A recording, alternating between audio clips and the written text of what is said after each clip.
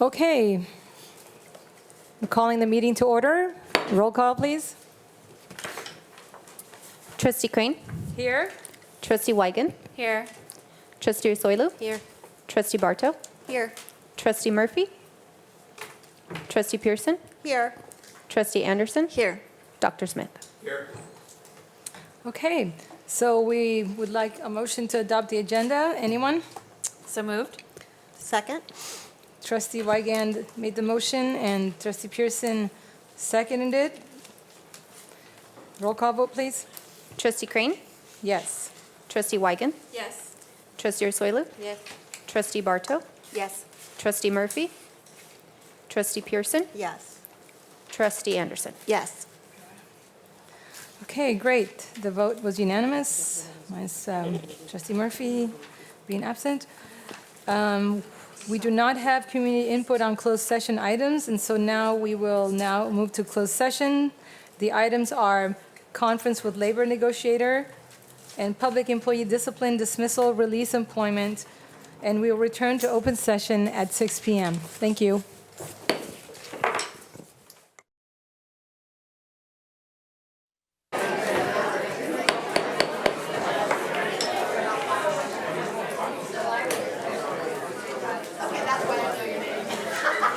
Okay, call to order at 6:01.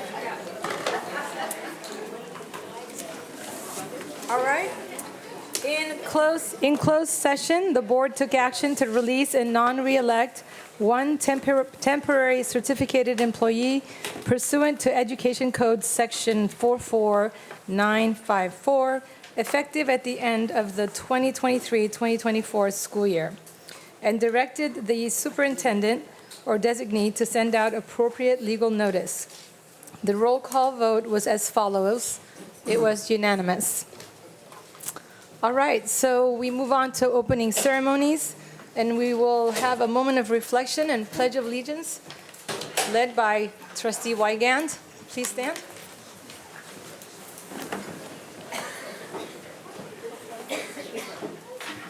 Ready, begin. I pledge allegiance to the flag of the United States of America and to the republic for which it stands, one nation, under God, indivisible, with liberty and justice for all. We move to adopt the minutes. Do I have a motion? So moved. Do I have a second? Anyone? Second. All right, moved by Trustee Wigand, seconded by Trustee Murphy. Roll call vote, please. Trustee Crane? Yes. Trustee Wigan? Yes. Trustee Soilu? Yes. Trustee Barto? Barto, yes. Yes. Yes. Trustee Murphy? Yes. Trustee Pearson? Yes. Trustee Anderson? Yes. Thank you. The vote was unanimous. And we now move on to introduction to new staff. Dr. Sir? Yeah.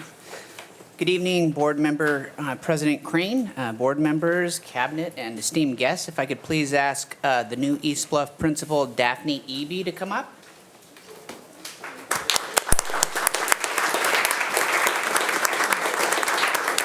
So we are delighted to introduce the new principal for East Bluff Elementary School, Miss Daphne Eby.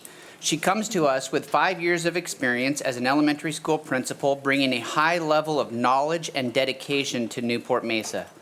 Currently, she is the principal of Discovery Elementary School in San Marcos Unified School District, where she has fostered a vibrant and inclusive school environment. Before her current role, she served as an assistant principal, a teacher on special assignment, and as an elementary teacher, working both in classrooms and with small groups of students.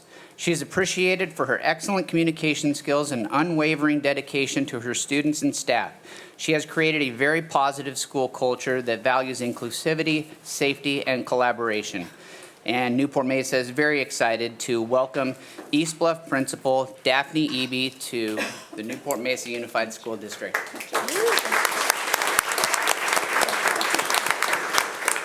Good evening, Governing Board, Dr. Smith, and executive cabinet members.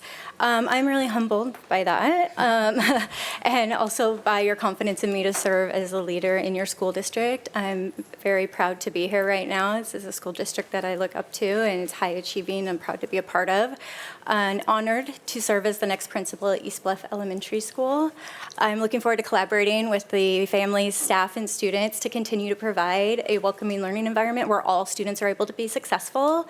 I actually got to attend a Friday flag deck, as I saw you there, and it was very welcoming. There was a sign for me in front. It made me even more excited to be a part of that school community and to be an otter in your school district. Thank you very much for the opportunity to serve at East Bluff Elementary School. Great.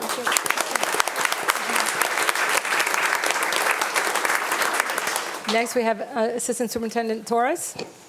Yes, good evening, President Crane, trustees, Dr. Smith, and guests of the community.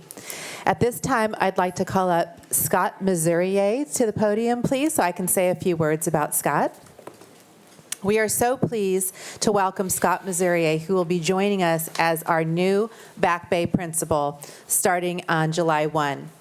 We are thrilled to know that Scott comes to us with over 20 years of educational experience. He has served as a special education teacher where he started his career. He has served as an assistant principal, and he has served as a principal of El Camino Continuation High School in a neighboring school district, Placentia Yorba Linda. His variety of experiences include working with at-risk youth, working with Title I students, and being able to provide a level of MTSS supports that he has helped create to ensure that every student that he serves has a pathway to success. He is known for building a culture of supports. He is known for connecting with students, and we are thrilled to welcome him as our newest bulldog. All right.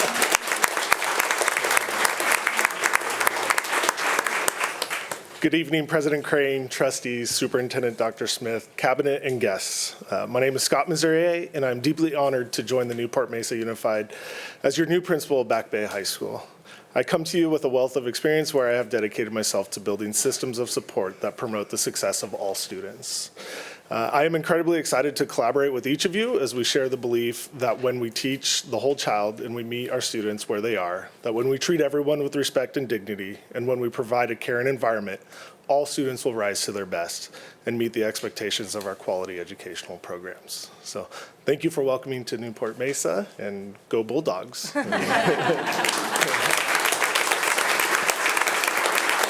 And I was supposed to tell you I brought my wife and son with me as well. So this is my wife, Beth, and also amazing at educating. Welcome to the family.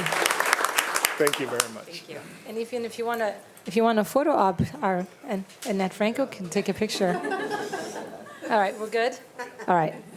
All right, I'd like to invite Amy Ching up to the podium for CSEA report. Okay. We don't have an HCPTA.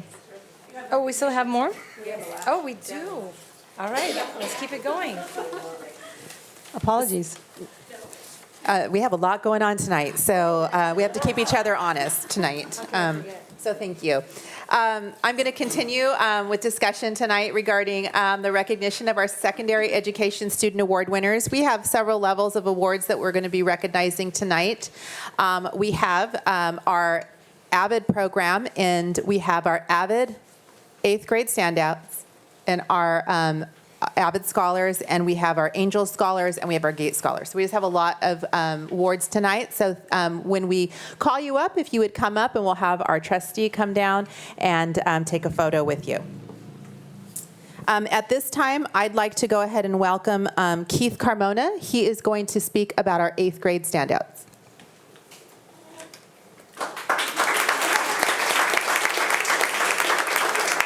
Good evening, President Crane, members of the board, Dr. Smith, guests here this evening. We are proud to share with you the accomplishments of several outstanding 8th graders. Each year in our AVID program, schools are asked to select their top students, their top 8th graders that are moving on to high school, and they are awarded at a really incredible ceremony at Angel Stadium where they actually get to receive awards down on the field. And if they continue into the AVID program and complete 4 years of AVID and head on to high school, or head on to college from high school, they have a $10,000 scholarship waiting for them.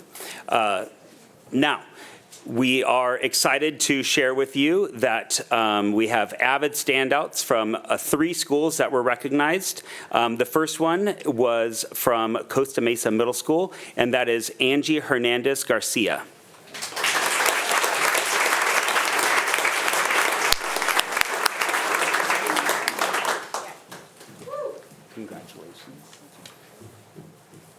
And we're gonna take a picture. And so we're gonna ask members of the Costa Mesa team, Dr. Potnis, Dr. Glosson, Ms. Kowalczyk, if you guys wanna come up and take a picture, that would be great.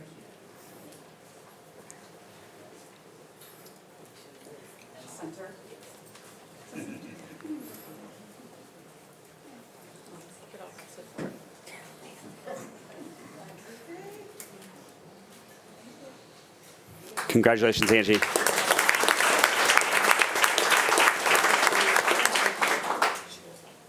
She can go back. She can go back. Okay, you're good. You're good. From Ensign Intermediate, Sarai Kota.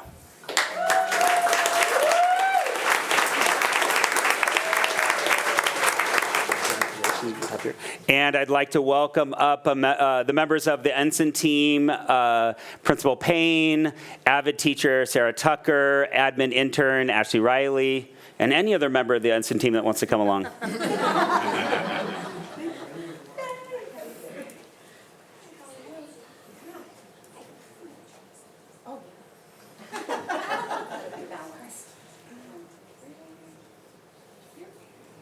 Congratulations.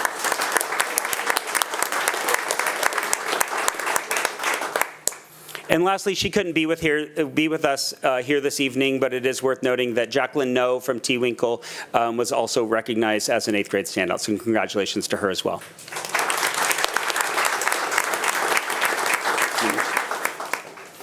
In addition to that, in the same way that our middle schools recognize the standout 8th graders, we also recognize standout seniors.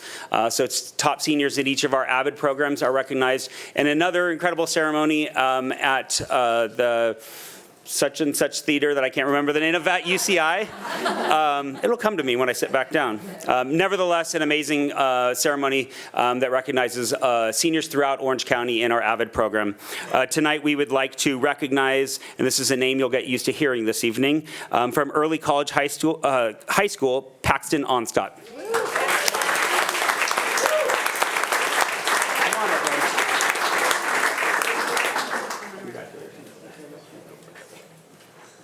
And I'd like to invite up, I know Dr. Martinez is here. I don't know if I saw anyone else from Early College. Dr. Martinez is here.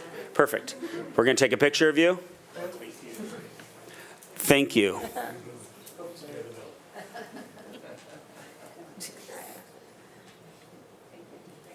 Excellent. Congratulations, Paxton. And then also from Estancia High School, Leslie Aguilar. Let's give her a round of applause. And joining her this evening is AVID teacher Bob Sterling. Congratulations.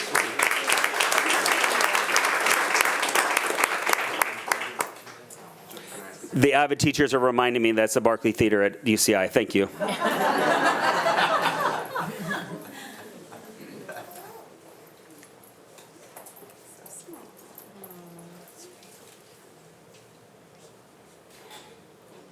And do one more.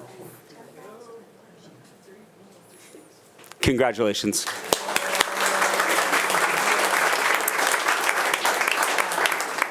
The Los Angeles Angels of Anaheim issue a scholarship every year to outstanding students, and since 2016, this program has issued over 127,000 scholarships to students who are selected on their merit, leadership, and strong academic performance. We are so fortunate that we have competed with all of the Orange County school districts and Long Beach Unified to have 2 winners this evening. I'd like to welcome up Marcelina Sanchez from Early College High School and Dr. Dave Martinez.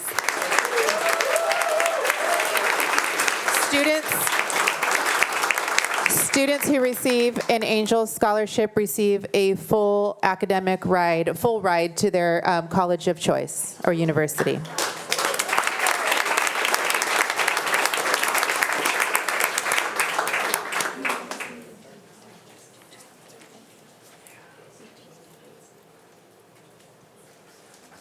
Thank you. Additionally, one more. We have Aolani Gonzalez from Newport Harbor High School, who will also receive a full ride scholarship. Dr. Bolton,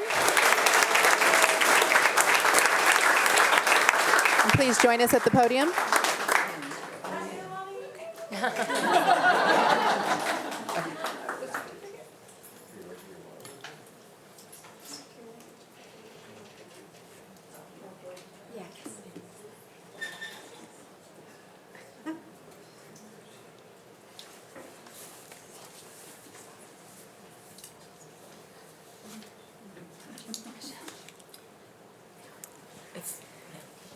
And then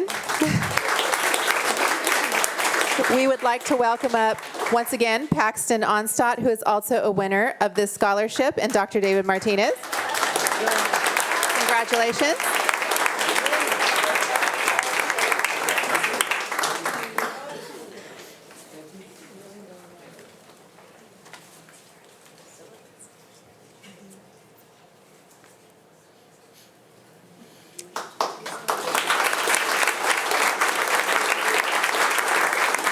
I'd also like to note that Adelaide Hoofs from Costa Mesa High School, who was unable to attend tonight, is also a big winner, and she'll be receiving her scholarship as well.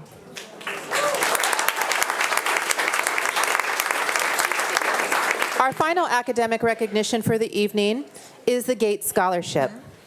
The Gates Scholarship is issued by the Bill Gates Foundation and is highly selective, last dollar scholarship for outstanding high school seniors who each year are awarded for being exceptional leaders with the intent of helping them realize their maximum potential.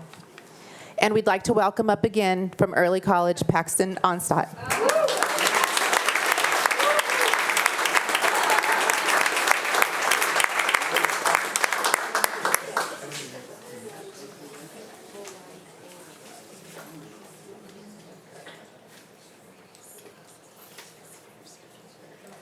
Congratulations to all of our academic scholars. These are exceptionally competitive scholarships, and we are so proud that we continue to have such success in having our students achieve such wonderful outcomes for themselves. Thank you. And then I'll move on to athletic recognition. Yep. So, thank you. Sorry, we have all this going on tonight. So exciting. I would like to welcome up Costa Mesa High School's boys swim. So I would like to welcome Dr. Shaka, who's going to introduce the item. Good evening, President Crane, members of the board, Dr. Smith, Executive Cabinet, and all of our wonderful guests. It's the end of the school year, which means there's more exceptional athletes to recognize, our CIF champions. At this point, I'd like to invite up Dr. Potness to tell us a little bit about the Costa Mesa boys swim team.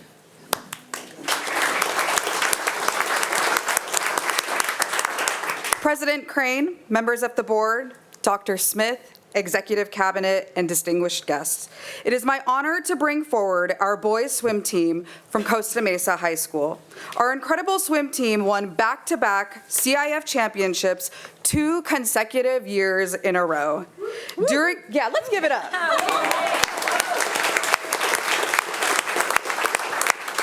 During this season, they broke records, practiced incredibly hard, and committed themselves to winning. I know, winning, right? Wait, can they come out so that I'm saying this while they're out here? I would love that. Come on, sweet team. Yeah.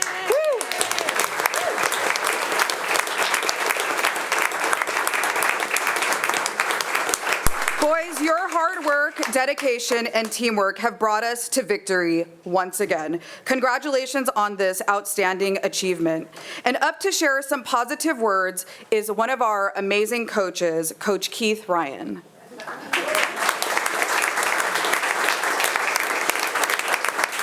All right, thank you, Dr. Potnis, for this great honor.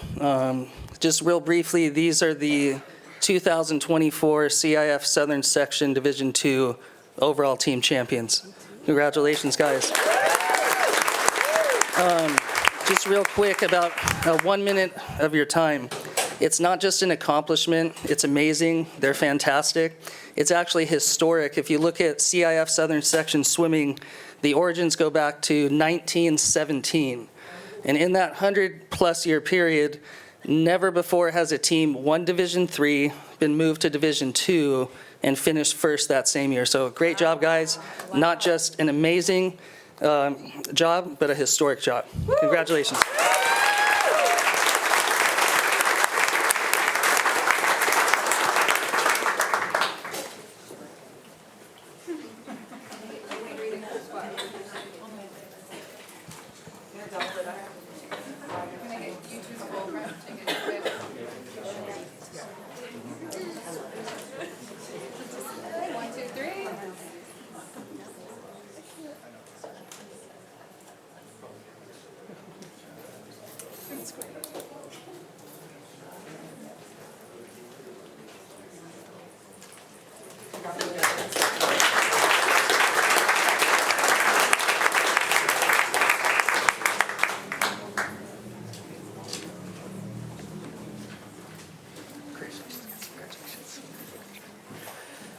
Continuing on, we also have some individual champions from Newport Harbor in track and field. I'd like to invite up Dr. Bolton to share a little bit about these individual athletes. Thank you, Dr. Shaka. President Crane, members of the board, Dr. Smith, Executive Cabinet, and distinguished guests, thank you for inviting our three runners. Our student athletes at Newport Harbor High School had another fantastic year, and I just want to quickly say from the board to the superintendent's office, to Ms. Torres' office, to HR, to transportation, to business, thank you for supporting education-based athletics on a broad scale. It really does take a village. It's labor-intensive, cost-intensive, so really, really appreciate it. Speaking of history, Coach Bates, who's also a science teacher at Newport Harbor, has done a phenomenal job in sophomore science over the last couple of years. Her father also taught at Newport Harbor High School.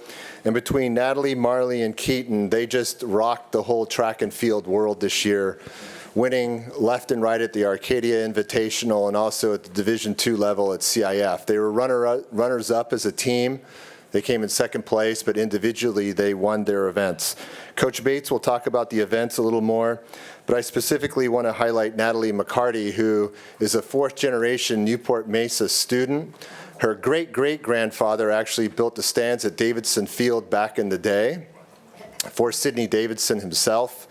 Her great-grandfather was one of the first student athletes at Newport Harbor that, when you look back in our history books, really put athletics at Newport Harbor on the map.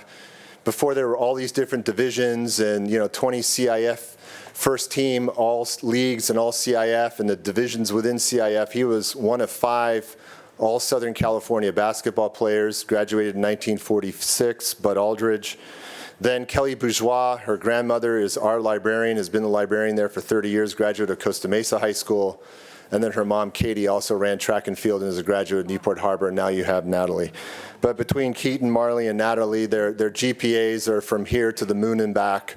They're student athletes through and through in every essence of the word. So congratulations to the three of you. Thank you for representing Newport Harbor so well. And Coach Bates, thank you for all you do in the classroom and out on the track and field. So if you would say a few words right now, that would be fantastic. Thank you.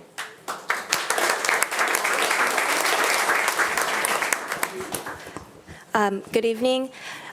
These three young ladies are exceptional students and exceptional athletes. I just want to highlight their athletic accomplishments very briefly. Miss Marley McCullough was the winner of the D2 3200 meters. Which one's Marley? Marley is on our right. Yes, sorry.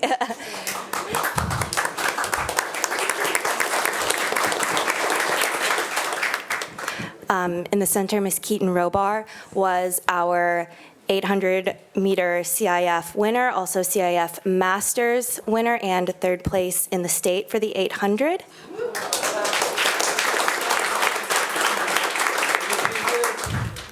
And Miss Natalie McCarty was the winner in both the 100-meter hurdles, 300-meter hurdles, and runner-up in the high jump in CIF D2.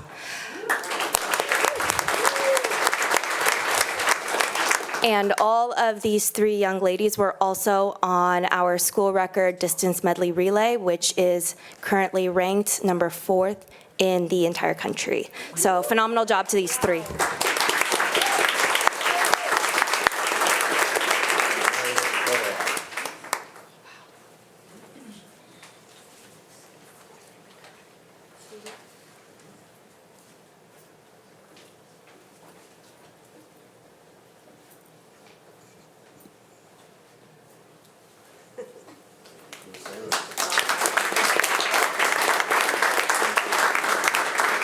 Thank you. And lastly, not present tonight, we have Niels Hoffman, who was our Corona Del Mar High School boys tennis CIF Southern Section winner, but he was unable to be present tonight. Congratulations.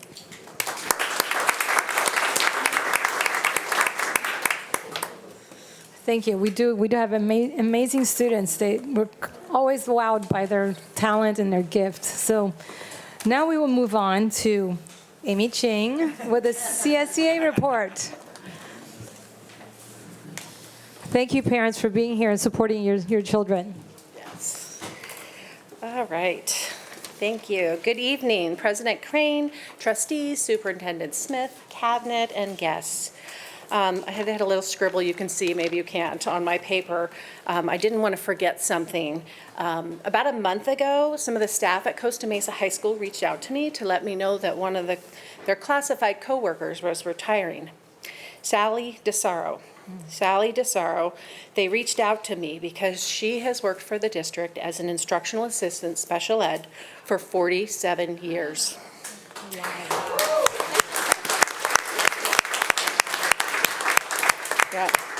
I spoke with Dr. Smith about her, and he made time in his day to stop by Costa Mesa High School yesterday and congratulate her on her lifetime achievement and service for the district. So we can thank you for taking the time, and we congratulate Sally on her service and a well-deserved retirement. I also want to thank Kristen Clark and her staff for organizing ACE Day. It was a special opportunity for everyone to see how classified staff impact students' lives on a daily basis.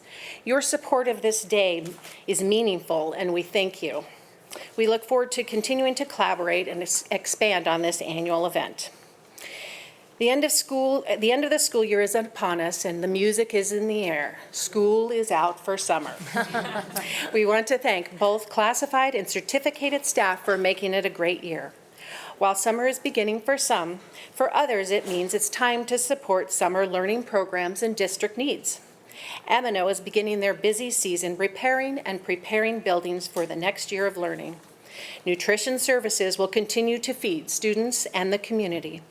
Classified support staff will be helping students thrive in the summer programs. Supporting students is a year-round job. Thank you for your time. We look forward to continuing to do the good work for students, staff, and the community. Thank you. Next, Rhonda Reed of NMFT.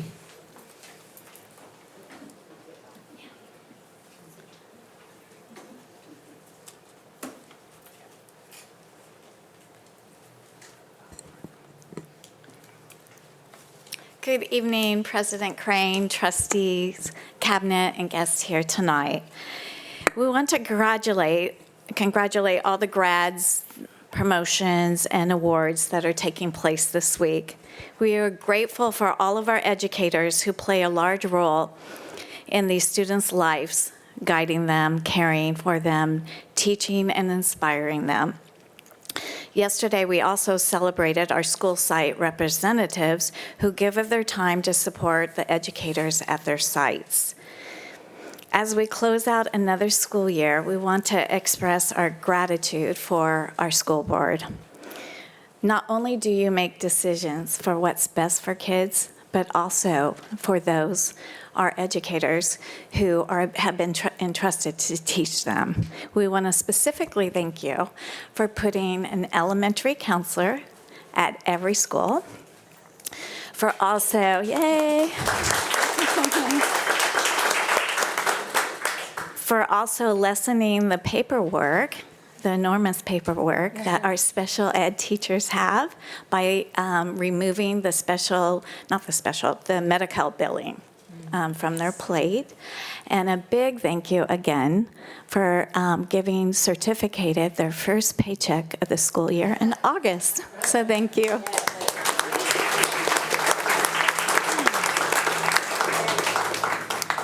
Thank you. We now move on to community input on non-agendized items. Trustee Ursoilu? This is an opportunity for the public to address the board regarding items not on the regular meeting agenda. Comments on non-agenda topics are limited to 3 minutes per comment, up to 20 minutes per topic. A speaker may not relinquish his or her time to another person. By order of the Brown Act, Section 54954.2, the board will take no action nor have any discussion on non-agendized items. The superintendent may provide clarification during superintendent's comments. Thank you. And I'd like to call on Madai Moran Tamayo, and after that is Pam Dickey.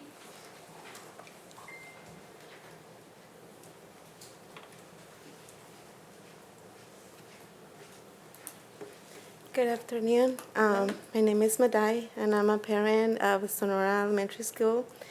I just got the news on Friday. We have the program in Sonora. It's Think Together. It's a program that is the second year that it's been there. I got the news on Friday that it got canceled. For what I heard, my kids got home all sad, yelling that the program got canceled for it. And I wasn't able to find out why.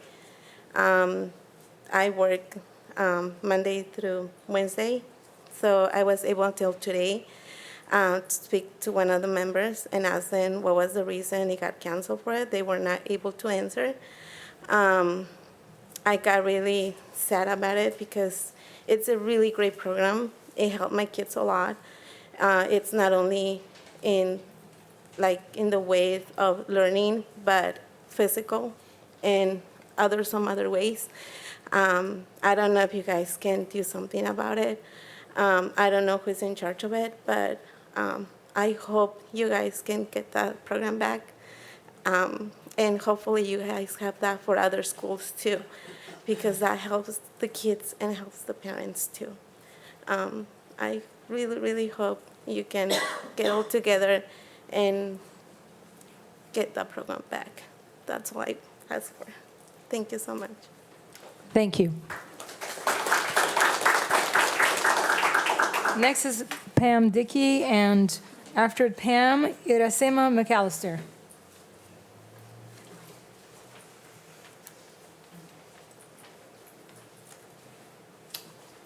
Hello. Thank you, Superintendent Smith and board members. First of all, I want to thank you from the bottom of my heart, Dr. Smith, for coming and joining us for lunch for Sally. She was very touched, and she's an amazing lady. I mean, she has more energy than all of us put together, I'm telling you. So, congratulations, we've all made it to the end of the year. Oh, no, I've made it to the end of the year. You all have to work. I'm exhausted, that's why I look so good tonight. So, I just want to remind you again, while we're off for the summer, that it's really, really hard for us. Our last check will be the end of July, and we won't get another paycheck until October 10th. Try to make it through the summer. Try to make a house payment. Try to buy groceries. I want you to think about that. And please reconsider the summer assistance program. It can't cost you very much money. So I really don't understand what the holdup is. Thank you. Thank you. Iracema, and after is Tom Holton. Dear Superintendent and board members, thank you for the opportunity to talk about the Classified School Employee Summer Assistance Program, the CSEA. My name is Iracema McAllister, a mom and a school community facilitator, a full-time classified employee working 10 months per year. I have students in my office on a daily basis, writing messages or drawing something on my whiteboard, listening to them when they feel happy, angry, worried, or sad. Often, I get to witness my colleagues' exceptional work, giving their very best in everything they do. And I learn about some of the most inspiring life stories that parents share with me. I love my job. In school districts, classified employees are providing for students' most basic needs while they are at school: clean environments, comfortable conditions, hot meals. However, during the summer months, we struggle to put food on our tables, to pay rent, to survive. So the CSEA program allows eligible classified school employees the opportunity to receive up to a $1 for $1 match from the state of California on contributions workers make during the school year. Gender, age, marital status don't matter, or if the employee is full or part-time. The only requirements to be eligible to participate in this program are be employed in the school district for 11 months or less, earn less than $62,400 per year in their district job, and have been working for at least 1 year. Building a culture of kindness and understanding enhances the connection made between students, staff, and the community. It requires empathy and compassion led by the school district itself. I'm asking you to please add the CSEA to the agenda and help us reduce the financial stress that not only will improve the lives of classified employees, but will show us too that we are valued as individuals. A person who feels appreciated will always do more than what is expected. Thank you.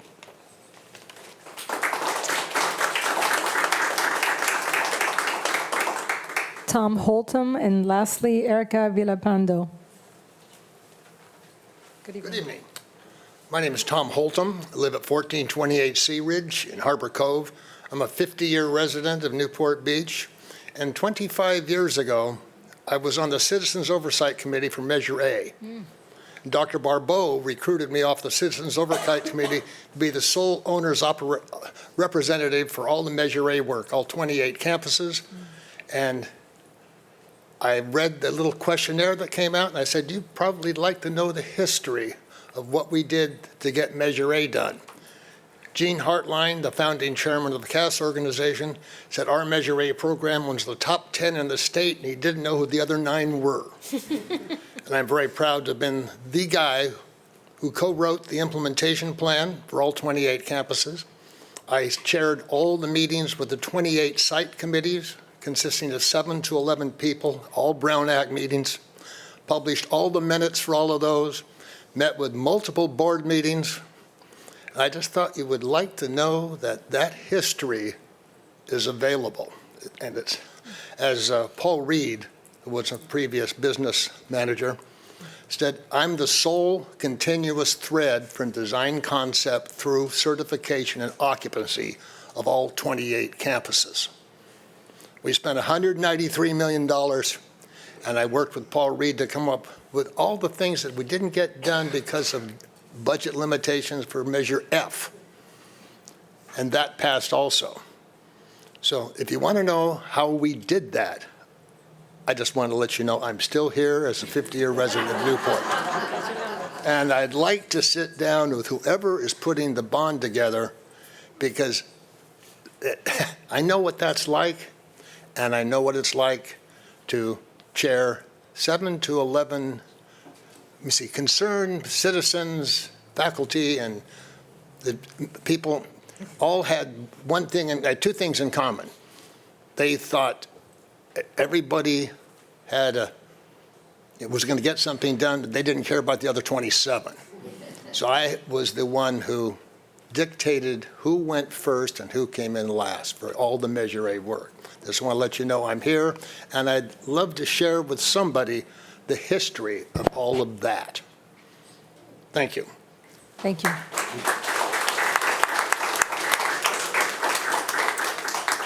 Erica Villapando.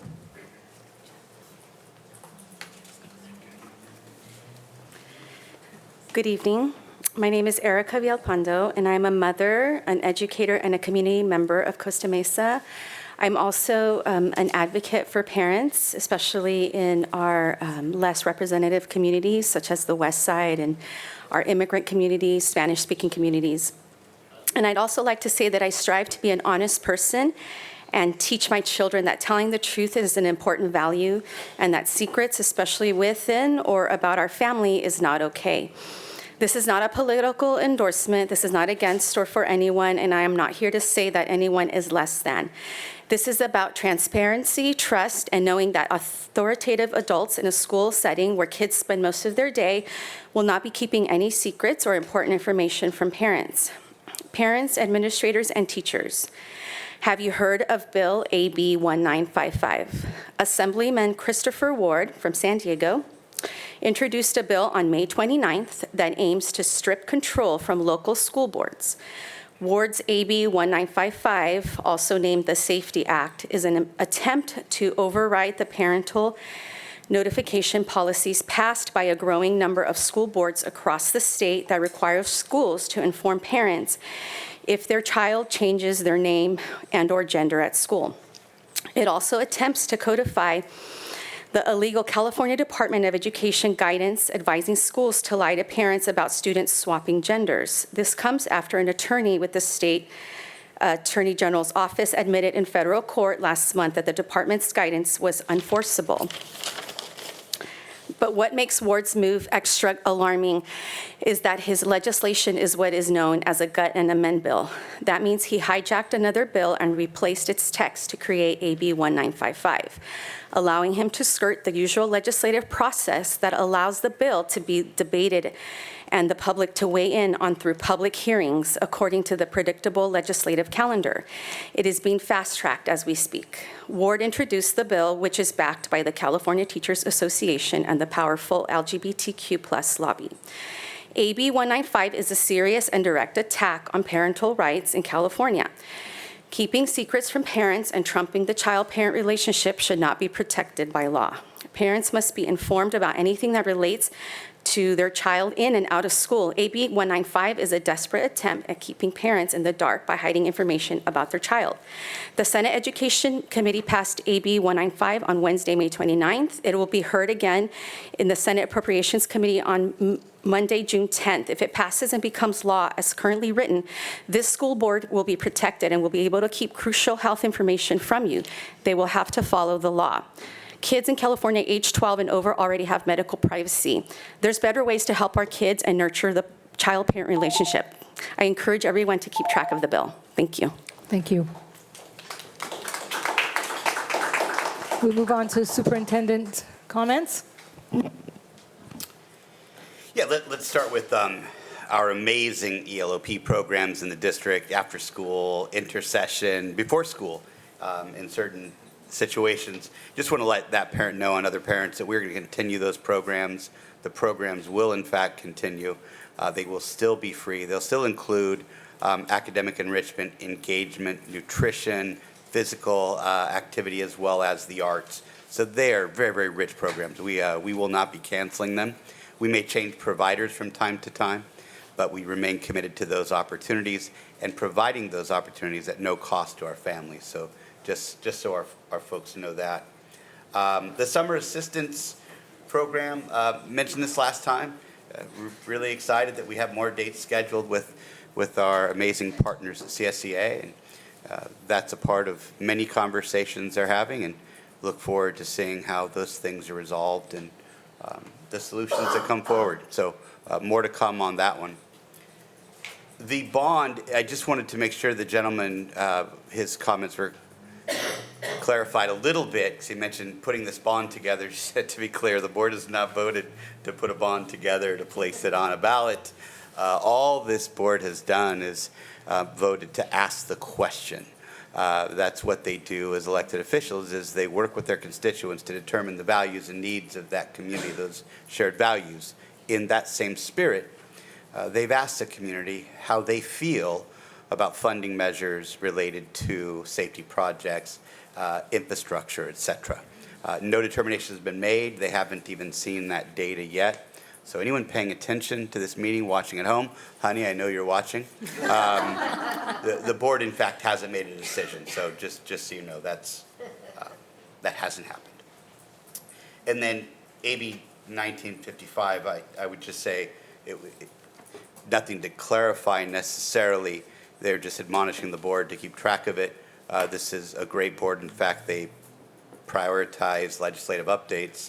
They get them from multiple agencies regularly. They do a great job. So I hope the community understands how lucky they are to have board members like this representing them, because they are not deaf to what's going on. They are listening to not only their constituents, but listening to what's happening inside the halls. And I would just say I suspect a lot of parents are going to line up.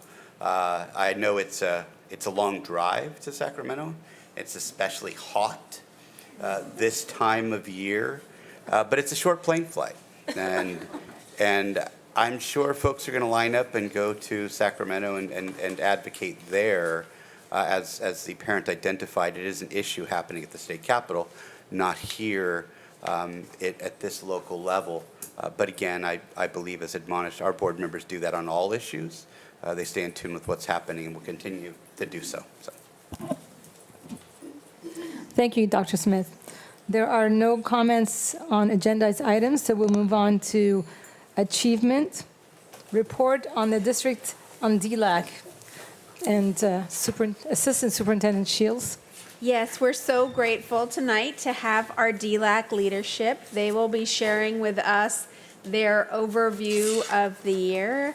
We have been fortunate to have two co-chairs really leading the way in really what I consider creating a very beautiful space of inclusion and empowerment for all parents, and I don't want to take away any of their shine or their show, so I'll let them speak to the amazing things they've done and accomplished this year. Laura Del Pash. Thank you, Ms. Shields. President Crane, Trustee, Superintendent Smith, Cabinet, and guests, it's my pleasure to introduce the board report for the District English Learner Advisory Committee, or DELAC. So we just have a couple slides and then we'll get to the important people. The purpose of the committee is to advise staff in the school district on programs and services for English learners. And just a reminder that our DELAC is our district advisory council made up of several members from each of the ELACs, or the English Learner Advisory Committees, at each of the school sites. The primary goal of DELAC is to engage and connect parents to their children's education, and we do have required topics per education code, and then we want to balance those topics with topics that are generated by our parents that are of interest to them. So they help us decide those at our first meeting every year. The parents are going to review their highlights and recommendations, but one major highlight that I do want to mention this year, and you'll hear a little more about this, is our really diverse makeup this year. Over the last year or two, things have changed, and it's just a really beautiful environment. We facilitated interpretation for 5 languages this year: Spanish, Russian, Mandarin, Turkish, and Farsi. And it's just been really amazing to facilitate this really inclusive group. So we have a couple people I just want to introduce before we have our chairpersons. We have all of our school community facilitators that support our DELAC and help get our ELAC representatives to our meetings. But Ms. Jacqueline Gaetan is our facilitator that helps specifically support DELAC. So she's here. Thank you. And then we do have a full officer board. So we have 10 officers on our board, and so we have several of them here supporting our chairpersons. They could stand up.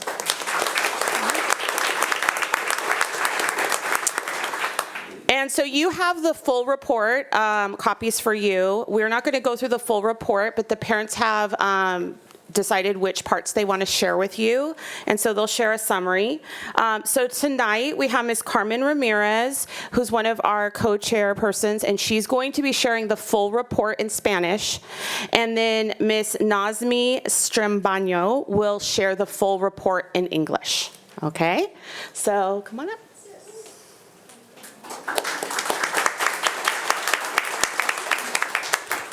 Buenas tardes a todos, Presidenta Crane, Superintendente Smith y miembros de la Junta de Educación. Mi nombre es Carmen Ramírez y soy la copresidenta de DELAC. Estas son las áreas destacadas de nuestro reporte anual. Apreciamos resaltar diversas culturas y unir a las familias con el objetivo común de apoyar a nuestros hijos. Durante las reuniones de DELAC, las opiniones de los padres fueron destacadas genuinamente, fomentando un sentido de participación e importancia. Los padres apreciaron la inclusión de programas de educación especial y aprendizaje temprano. La presentación de tecnología fue especialmente interesante. La Feria de Recursos de DELAC permitió a los padres conectarse con varias agencias comunitarias, lo que convirtió un evento encantador. El ambiente acogedor ayuda a los padres a sentirse bienvenidos y cómodos. Se destacó la Academia de Padres Grupo Crecer, equipando a los padres con herramientas y técnicas esenciales para el desarrollo personal. Facilitar la participación de los padres en la Conferencia de Asociación de Educación Bilingüe de California, CABE, mejoró la participación y el apoyo de la comunidad. Estamos agradecidos por la dedicada participación de Carmen Ramírez durante todo el año. Los intérpretes del distrito brindaron un servicio sobresaliente, asegurando una comunicación efectiva en 5 idiomas en cada reunión. Los miembros del personal de DELAC se aseguraron de que todos se sintieran bienvenidos y valorados, ofreciendo constantemente el mejor servicio a los padres de estudiantes de inglés.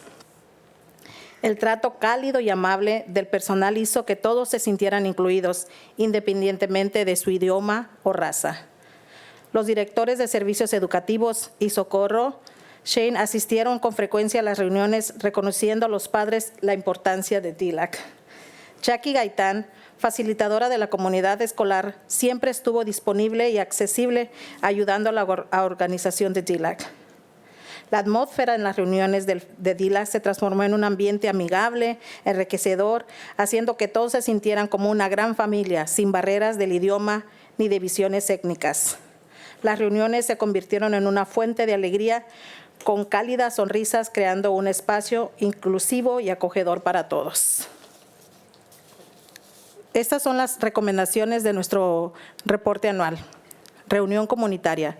Los funcionarios de DELAC y los padres aprecian profundamente sentirse bienvenidos y les encantaría tener más oportunidades para construir una comunidad a través del evento como CABE, reuniones comunitarias y almuerzos. Estas actividades fomentan conexiones más fuertes y un sentido de preferencia entre todos los participantes. Incentivos. Los sorteos, rifas y otros incentivos motivan a los padres a asistir a las reuniones, haciéndolos sentir valorados por el personal de DELAC. Continúen mostrándole a los padres que sus esfuerzos son importantes y apreciados. Panel de estudiantes. Recomendamos invitar a los paneles de estudiantes, aprendices de inglés y graduados. Sus historias demuestran que ser un estudiante de inglés no es una barrera para un logro y su éxito académico. Escuchar estas experiencias puede motivar a los padres a seguir soñando y creyendo que sus hijos pueden sobresalir y demostrando que nada puede interponerse en su camino. Presencia. Asegurar la presencia de DELAC en varios eventos escolares usando vestimenta distintiva para identificar a los miembros de DELAC, creando conciencia sobre el papel y el propósito del comité. Divulgación.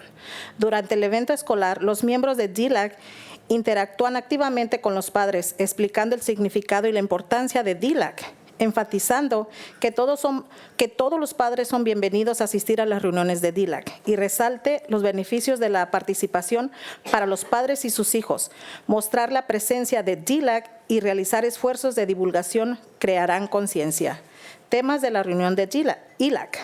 Incorporar temas relacionados con la conciencia cultural y la participación de los padres en las agendas de reuniones de DELAC, Comité Asesor de Estudiantes de Inglés, fomentando la apreciación de la diversidad.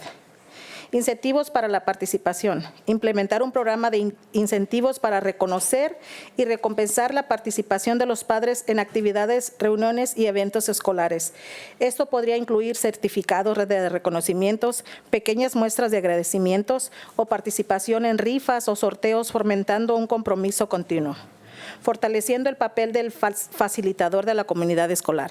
Definir y comunicar claramente las funciones y responsabilidades específicas de los facilitadores de la comunidad escolar a los padres, asegurándose de que comprendan cuánto y cómo solicitar ayuda y orientación. Alentar a la coordinadora de la comunidad de primarias a establecer conexiones procreativas con los padres a través de controles regulares, horarios de oficina, abiertos o canales de comunicación dedicados, fomentando la confianza, el diálogo abierto.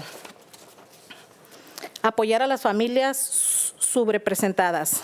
Garantizar que los facilitadores de la comunidad escolar trabajen en estrecha colaboración con las familias sobrepresentadas, brindándoles apoyo, recursos y orientación personalizados para abordar sus necesidades y desafíos únicos.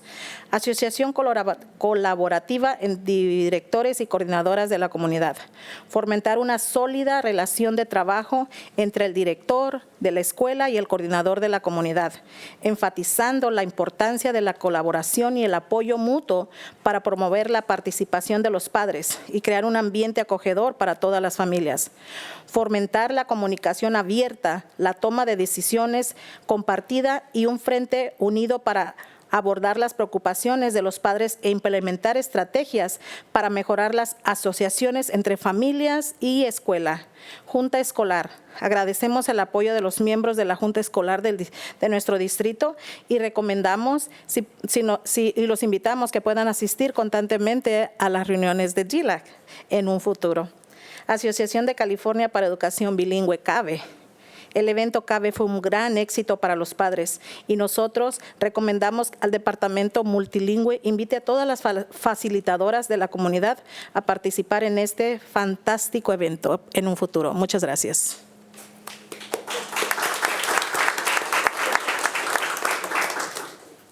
Good evening, President Crane, Superintendent Smith, and member of the Board of Education. My name is Nasmi Estrambano, and I am the DELAC co-president. These are the highlighted area of our annual reports. We appreciate highlighting various cultures and uniting families with a common goal of supporting our children. During DELAC meeting, parents' opinions were generally heard, fostering a sense of involvement and importance. Parents appreciated the inclusion of special education and early learning programs. The technology presentation was especially interesting. The DELAC Resource Fair allowed parents to connect with various community agencies, making it a delightful event. The welcoming environment helps parents feel welcome and comfortable. Parent Academy Grupo Grecer stood out, equipping parents with essential tools and techniques for personal development. Facilitating parent participation in the California Association of Bilingual Education Conference enhanced community engagement and support. We are grateful for Carmen Ramirez's dedicated involvement throughout the year. District interpreters provided outstanding service, ensuring effective communication across 5 languages at each meeting. DELAC staff members ensured everyone feel welcome and valued, consistently offering the best service to parents of English learners. The staff's warm and kind approach made everyone feel included, regardless of language or race. Education services directors and Socorro Shilfs regularly attended meetings acknowledging parents and the importance of DELAC. Jacqueline Gaitan, school community facilitator, was always available and approachable, assisting with organizing DELAC. The atmosphere at DELAC meeting transformed into a friendly and nourishing environment, making everyone feel like one big family without languages, barriers, or ethnic divides. Meetings became a source of joy with warm smiles, creating an inclusive and welcoming space for all. Furthermore, these are the recommendations for our annual report. Community gathering, the DELAC officers and parents deeply appreciate feeling welcome and will love more opportunities to build community through events such as CABE, community gathering, and lunches. These activities foster stronger connections and a sense of belonging among everyone involved. Incentives. The opportunities drawing and other incentives motivate parents to attend meetings, making them feel valued by the DELAC staff. Please continue to show parents that their offer matter and are appreciated. Student L panel, we're recommending inviting the panels of English learner students and graduates back from last year. Their stories demonstrate that being an English learner is not a barrier to academic achievement and success.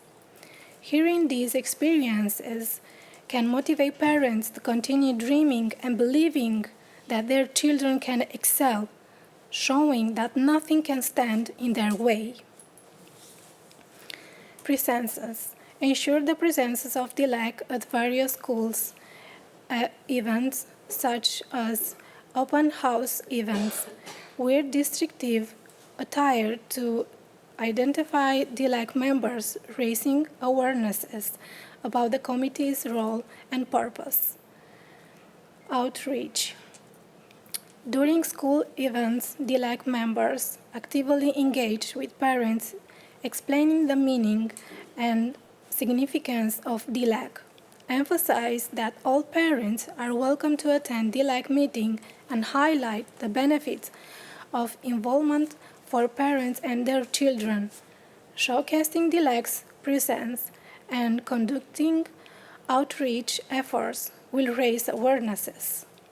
DELAC meeting topics.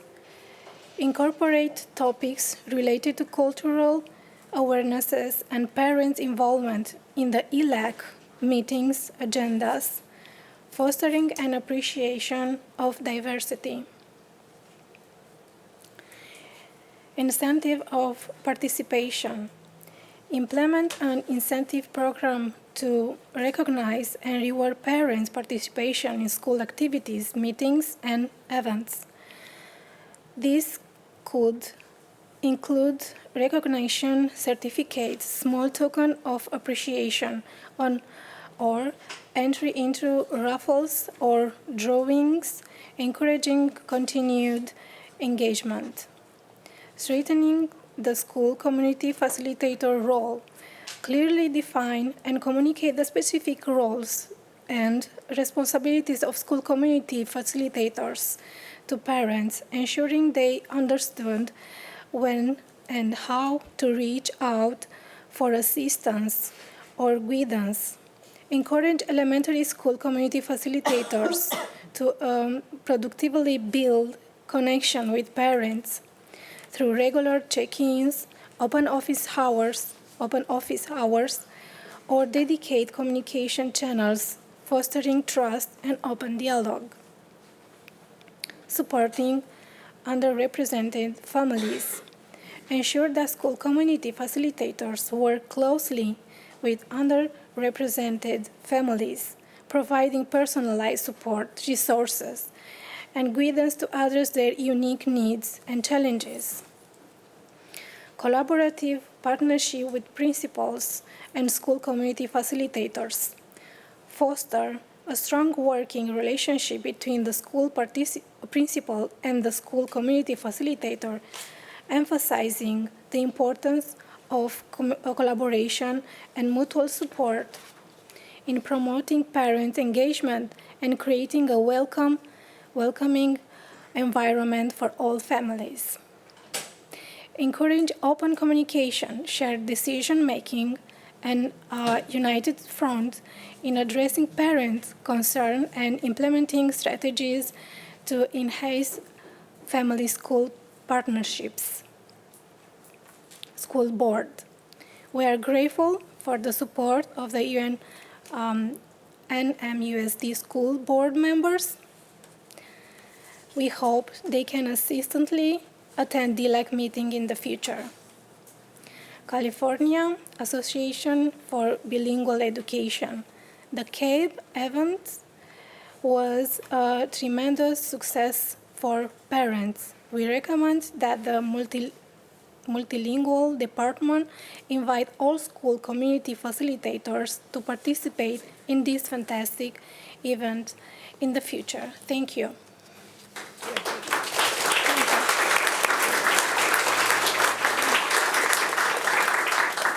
I really would like to, again, commend these two leaders in particular. The environment that they spoke of and their entire leadership board. They exemplified everything we believe leaders should do and were humble and empowering and giving away power to create a more inclusive environment. And they did it every single time. And there was celebration and joy in the room, as well as tackling real issues that are important to their children. So again, a round of applause for these two women. And their entire team. And especially, Carmen Ramirez brings 20 plus years of knowing the district, every in, every out, where every bone is buried, and receipts for everything, and holds us accountable for doing better for children, and we appreciate it greatly.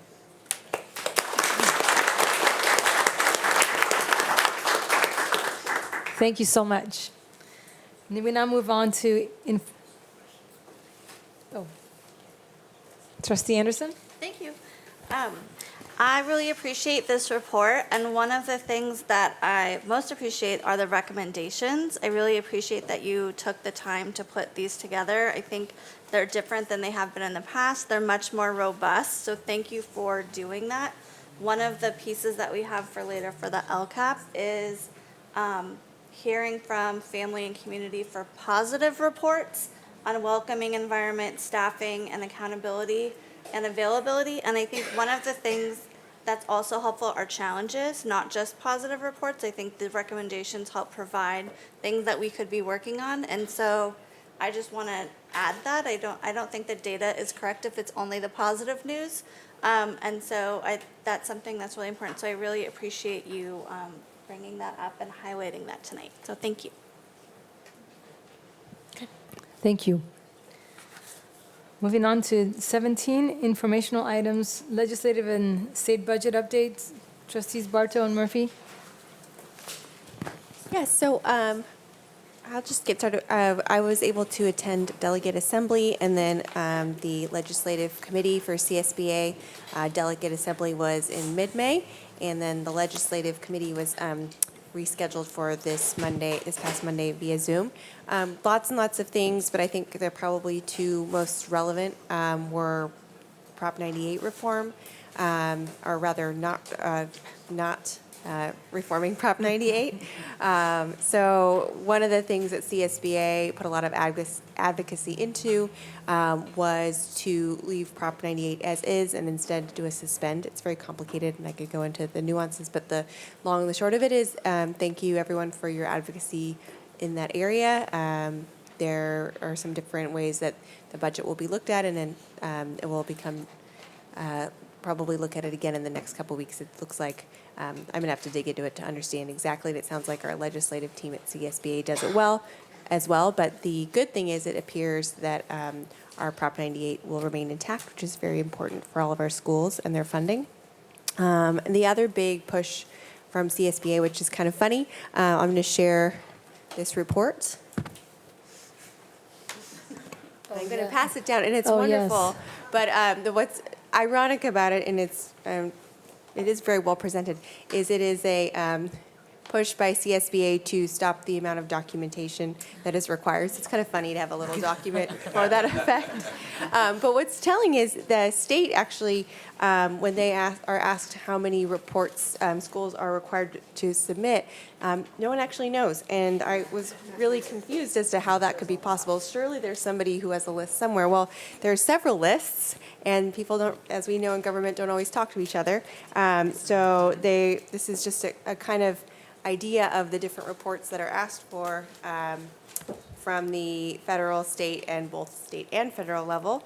And a lot of it is redundant. So in a year where schools can't really ask for more funding from the state budget, one thing we can ask for is a little bit of relief and a way that actually gives us a little more money in just cleaning things up and requiring less redundant data. So that's, I think, I'm going to pass this down and everyone can look at it, but I think this is like a great takeaway to share with our legislators because, again, my first question, and many legislators have the same question when you present this, is we want a count of the number of reports, and we would like to reduce the redundancy, and I think everyone's confused as to how no one actually knows. But then when you look at this, you can see.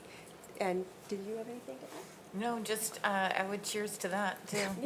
Well, Bring Ms. Gailey, and she explained in great detail about all the Yeah. reports. Well, and you would reduce so many costs if you reduce the redundant, the redundant reporting. It's an easier way to give us more of our money back. Yes. Yeah. When we were at Delegate Assembly, it's SB 1350, sponsored by Archuleta, and apparently it's speeding, fast-tracking through Sacramento, so it has a lot of support to streamline reports and just cut down on some of the paperwork. So coming soon. All right, thank you so much. Update to board policy number 817B. Let's keep that CSBA theme going here. We work with CSBA with regard to the school district policies that are established by our Board of Education. In their infinite wisdom, if you change the name of a policy, they change the number on you. So this is just an informational item.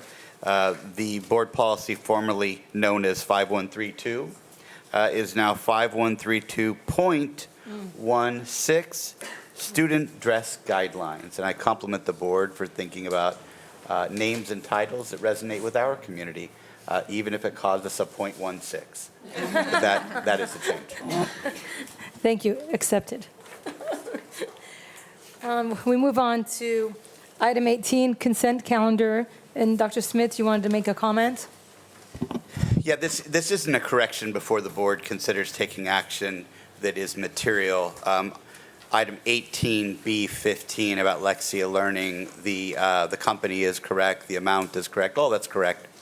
What we did in the write-up is kind of misrepresented the impact of this board, and I only thought it fair to, on the record, state that for a time, school sites were forced to purchase this program if they chose into it. And some years ago, the board said if people have an interest in it, we would like to purchase that for the school site. So now the district purchases Lexia for all elementary sites, and that amount is accurately represented in the item.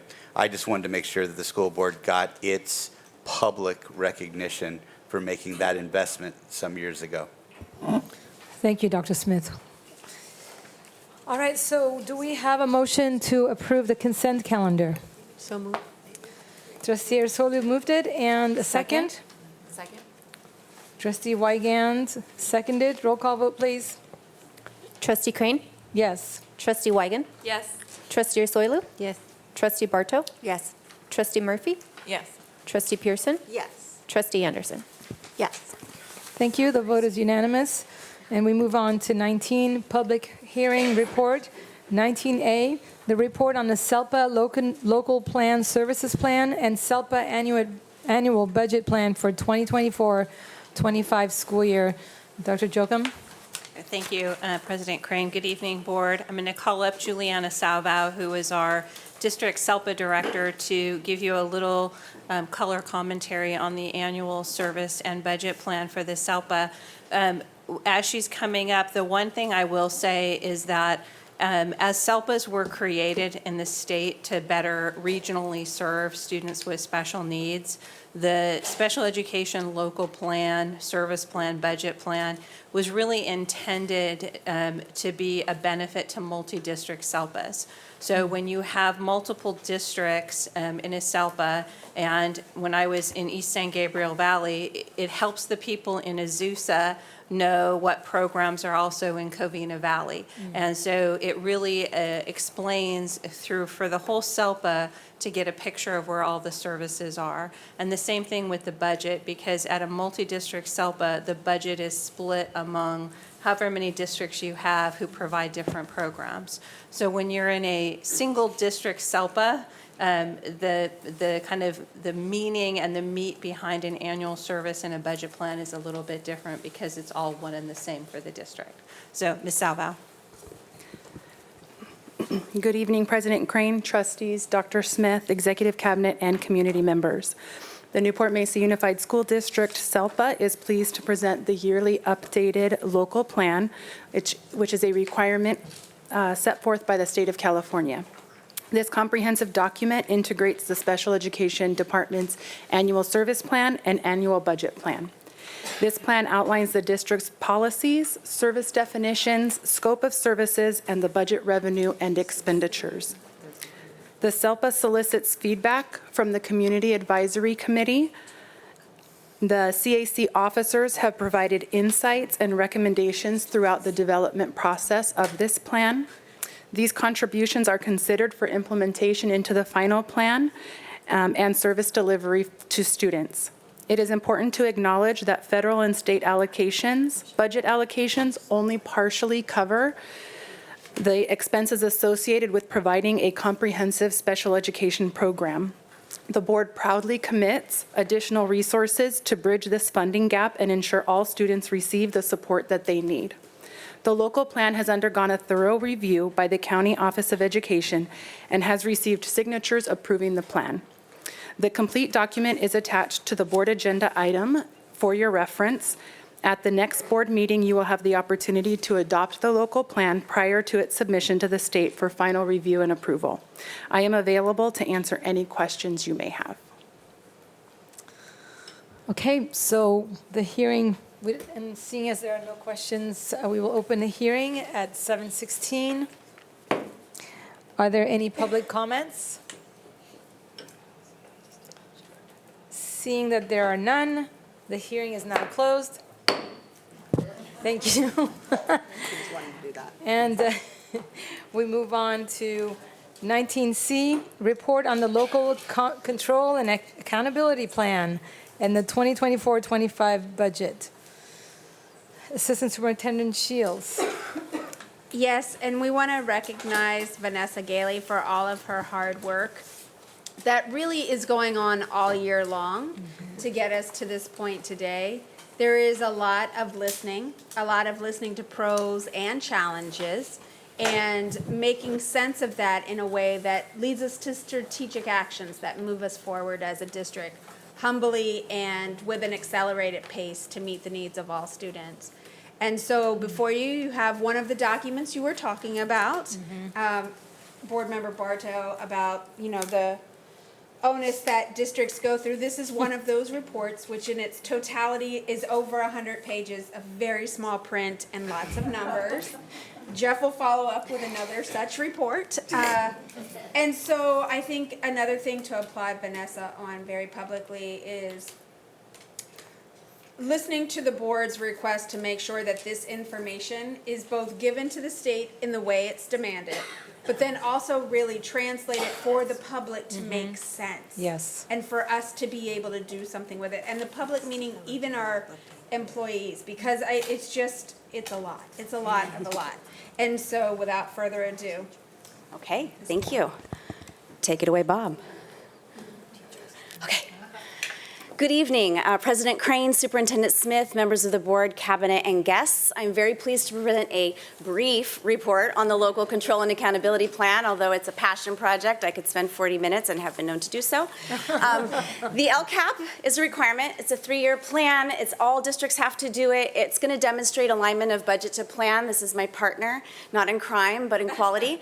And board approval by June 30th of each year. And the LCAP components have changed over time. I would appreciate any effort the state makes to reduce the paperwork. It's not as long as it's been, where it topped out at 350. It's about 150 pages now. Okay. Let's go for 50 or less. But these are the components. In brief, there's a budget overview you would see in any LCAP throughout the state. There's an annual update that this year is kind of a standalone document, and it caps off the end of a 3-year cycle. In the coming years, the annual update will be embedded throughout the plan. So you won't see it in this format. So one more tweak and then we're done. Then the plan moving forward for 24-25 with some key components of a summary, reflections on progress, looking at the state dashboard, really thinking about what's made us proud, and then also some areas of growth, specifically for some student groups. Thinking about our engagement of our educational partners and, of course, the goals and actions. There's an essay at the end calling out our support for students in need. And then lastly, the expenditure tables. The budget overview for parents is intended to give some visualization to the larger sum of money, not necessarily all represented in the LCAP. And so you see from the dark blue bubble, that's a good chunk of money. And that little sliver on the right-hand side, that is the LCFF supplemental funding. That would be the budget of around $20 million that we would be directing towards increased and improved services for students who are low-income English learner foster. The second page is designed to show that not every dollar is included in the LCAP. It's not a dollar-for-dollar budgeting. If you want to see a great budget book of about 549 pages currently posted on the website, you can look for that $469 million. In the blue, the LCAP really covers the $262 million. And then finally, that third page is about an update on last year's LCAP and the increased and improved services. And so what it does is looks at what did we say we would spend, and then what were the actual expenditures, and if there's a difference, explain it. There was a small difference. We did exceed the target of what we were supposed to spend, which was just around $19 million, but we did fall short about $321,000. We want to ensure everyone's services were delivered, but some staffing didn't happen on time, and schools were allocated some additional funding that they had a little trouble spending. Don't worry, they're allowed to carry it over. So that's some of the explanation that we provide with this document. So we want to make sure that we always remind folks that our system is built on multi-tiered systems of support. So our LCAP reflects that. It really looks at what can we do for all, for some, and for few. And we really are targeting the funding for the needs of some and few while really paying attention to high quality for all. Also, we want to remind people that our LCAP goals are designed to complement the board priorities. We think we're really moving forward on each of those things. And so our annual update does nod to the board priorities, but it also really highlights, again, some of the successes and challenges and in implementation. So beginning on page 5 in the copy of the LCAP all the way through 25, that's the annual update. We're not going to give you every single update, just want to highlight a few key items. You'll notice a theme throughout, which is staffing, staffing, staffing, and training, training, training. We are so pleased with both our core staffing and our supplemental staffing and the training that we're providing, whether it's on the academic success side, when we're thinking about our littlest kids learning to read or being supported in transitional kindergarten, thinking about thinking maps and how children articulate their thinking, and noticing that we also need to think about what happens after 6th and 7th grade when they're using some of these tools. We have this expanded learning program that is rich, and what else can we do to make sure we're serving as many kids as possible? And of course, AVID. We've found success in that, and so what are the implications for future? When we're thinking about staffing, particularly in Goal 1, Priority 2, we heard loud and clear from constituents across the district and in many groups that staffing was important, particularly the investment in elementary counselors and in training to support behavior, good behavior, positive behavior, and also knowing that we still need to continue in that vein. We've done great work and more is needed. So again, thinking about that annual update, we acknowledge implementation successes, challenges, and then what will be different moving forward. In terms of educational partners and the engagement, we really kicked it off with the LCAP survey in February. February, March, and then moving all the way throughout. Just a few weeks ago, we went through this progression of meeting with various groups and constituencies, some at district level and many at site-based. Every single school site council weighs in on their school plan, which is also LCAP input, because their goals are our goals. We also had school leadership teams, our school community facilitators. We've really worked hard to include student voice, and of course our bargaining unit partners. The last thing here is a new bit of terminology. It's equity multiplier. It's state language. And so that particular group is because we have new money from the state to support schools that have a lot of turnover in terms of students, of instability. And in our district, we get extra money, equity multiplier money, for Back Bay and Monte Vista. A lot of kids come in, a lot of kids matriculate out. And so those two constituencies, those two groups, get a new goal in the LCAP because of the money. We're not going to highlight much of that today. You can read about it in the LCAP, but we want to make sure you know that we did that outreach as well.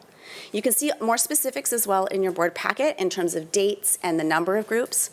One of the things that we also learned is that there was a lot of feedback around technology. And so you might not see it necessarily played out in this particular LCAP because we literally were collecting data as of today. A thought exchange was run. I believe we have something like 240 respondents of our employees. But what we learned is we needed to ask about more successes and suggestions as it related specifically to technology. And since we had the opportunity with our LCAP process, we decided to weigh in. So we used this process mostly throughout all of our schools and groups, where we looked at what were successes and suggestions, and then we had either digital tools or Post-its and groups. And then, yes, we have used a little ChatGPT just to double check. We've read it all, but we've also synthesized and compared and contrasted. And so it's been really interesting to look at those themes and patterns as they emerge. Again, an exciting way for us to leverage this process and to make it an ongoing and living, breathing document. We want the community to understand and access our LCAP. So if there's not the time necessarily to read all 150 pages, there's a short 4-page version for people to look at the all, the sum, and the few. And if they want to see the dollars and cents, they can go directly to the action tables in the plan. And that is not required by the state. It's just something we felt was really important. Another thing that we want to highlight is the measurements and results. There have been a couple of changes in this next iteration of the LCAP, and so just some high-level changes and reminders. There are certain metrics that are required.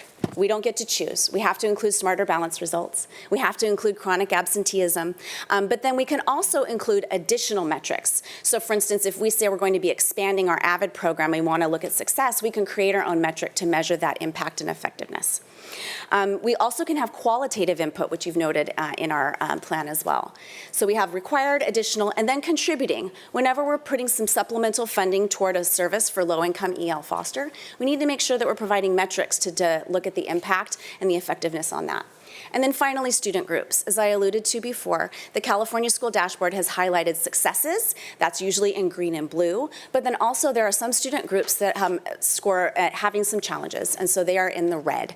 And so when you have schools that have scored in the red on the dashboard, even though it's lagged, it's a year-old data now, we still need to write to that and say, what are we doing to support it?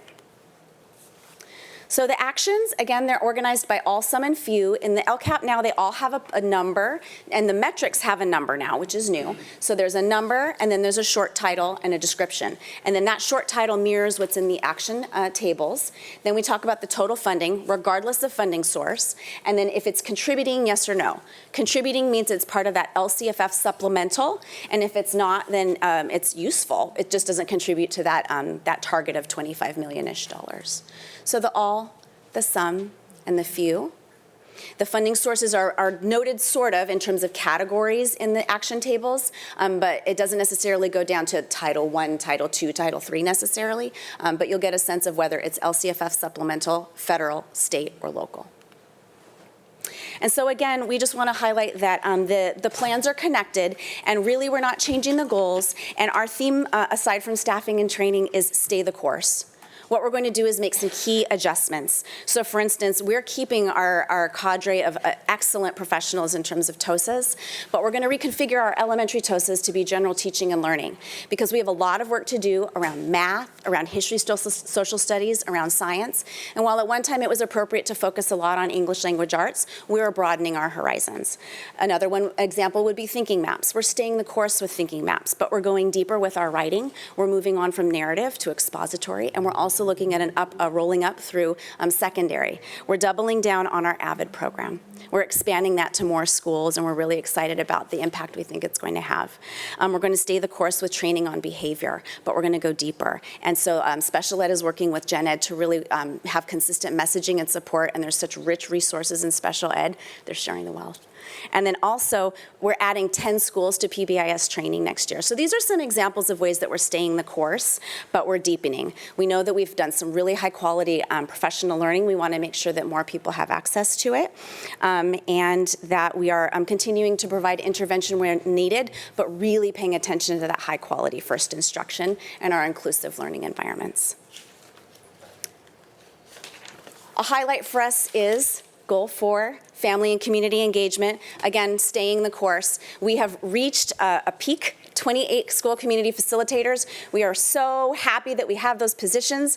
We are sad that as of today, 2 of them are moving on to greener pastures, but we're really going to work hard to replace the irreplaceable folks, but fill their shoes. So all of these things you see are highlights. We're just, again, going to deepen our practice. While we have similar participation in our survey from years past, we're not happy with the number. We really are going to be assertive and aggressive and relentless next year about doing differently the things that we need to do, whether it's QR codes in the drive-through line to get a couple of answers, or shortened surveys or things like that. We want to make sure that we're taking the pulse of our community and our staff and our students. So we're going to work hard on retooling that, but we're not going to give up on that. We've learned from the facilities master planning process and our forums. So there's lots of work to do, but we think we're headed again in the right direction. We're really looking to deepen our relationships, to deepen our partnerships, and to really enhance our welcoming environments. A nod to intentional integration. These are different funding streams and different plans that are included throughout our LCAP, whether or not they are called out separately. You'll get the joy of seeing that LCAP federal addendum on next meeting. That's, again, just trying to show you that we're trying to be all-inclusive on our local control accountability plan. The plans are meant to work in synergy. Again, increased and improved services, that begins on page 100, and that is the area where it talks about what we're doing with the funding and how we think it will impact our students in what's called the unduplicated count. And then finally, the planned expenditures. We include the totals that are included in the LCAP. And then we also have that contributing actions table. So the target for us is $25 million. That's what we've allocated, even though the projected inflow would be $20 million for 25-304. And then finally, the annual update. We include those annual update tables. Again, the total, the contributing actions, and then you have a table for carryover if you have any. We did not. Finally, where's the LCAP? It's on our district plans. It is the plan that is always on the top of that page. Thank you very much, PIO. And there's an opportunity for everyone to read the posted LCAP as well as to give us feedback. We welcome it. So there's a form there. You can submit as many times as you want. So please, if you see things, let us know. I have 2 typos I will be correcting, but I appreciate everyone taking the time to look at our plan and to give us feedback.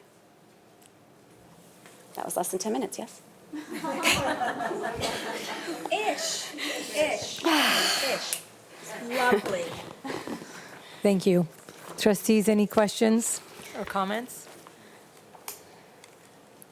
Thank you. Trustee Anderson? Hi, thank you. This is so wonderful. I really like this format. I feel like it was so much easier to read in so many ways, including this Reflections Annual Performance page. And I just wanted to call out a couple of things on there that I thought were pretty remarkable. I think we've all been talking about attendance as a key concern of ours for a little while here. And so it's quite notable that we were at 22 last year and at 12 this year. So that is a massive change. And then also too for our focus on early learning, which I think we all know is so key and important. To have a kindergarten group have one skill and go from 66% to 83% is amazing. So if we have kindergarten students that are coming in that high across the district, I am very hopeful for moving forward. And then also math, which has been challenging for us at times. Having students in secondary go from 52% in spring '22 and in just 1 year to 70%. And communicating mathematical thinking is a huge increase. So I just wanted to call those out because I think this format is so much more readily available. But I think those are the things we've been focusing on, and I think to have those dramatic results really speak to all of the effort of so many of the people in this room, and so I just wanted to thank you.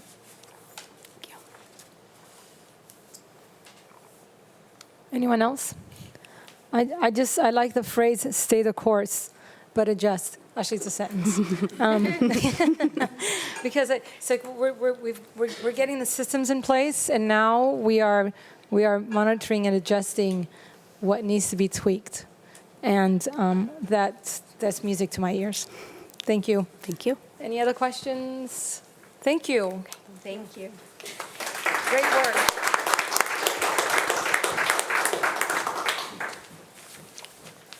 So 19D is public hearing for the local control and accountability plan. Assistant Superintendent Shields, it says, do you have any comments before I open the public hearing? No, well, only to add to my minutes. This is just part of the annual process, and so as Ms. Gailey stated, we do really appreciate public feedback. We do really invite people to spend time looking at this document and sharing their thoughts. We take it very seriously, and we receive all feedback and incorporate it into our final product. Great, thank you.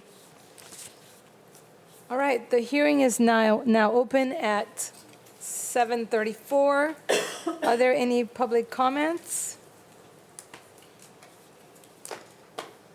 Seeing as none, the hearing is now closed at 7:35.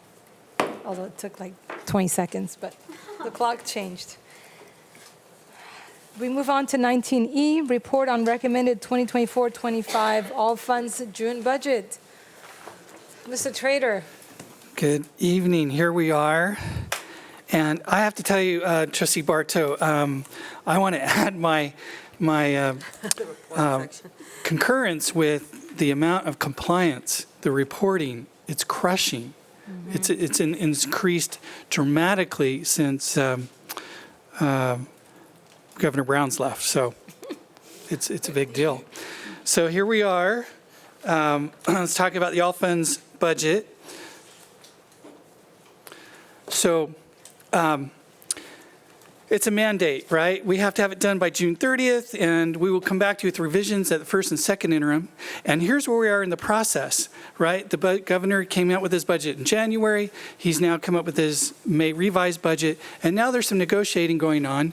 And hopefully, they'll come to agreement by June 15th, and the budget will be passed by June 30th. And so what you need to know about this budget, every budget has kind of their own personality. This one here is going to have deferrals, cash deferrals. And that's not necessarily a bad thing in that we didn't receive cuts, right? The state's having a real difficult time.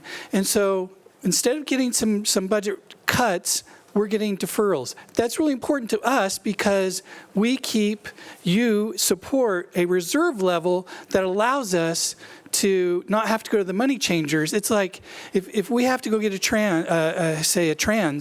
tax revenue anticipation note, that's like using the most expensive credit card on the planet. You have attorneys, you got underwriters, all these people just to borrow, a few $1 million to get you through the dry period that we have. So anyways, thank you for supporting reserve levels that allow us to get through deferrals that the state uses on occasion to balance their budget. So let's talk about the priorities. Now, again, every budget has its own personality. It's like a kid, right?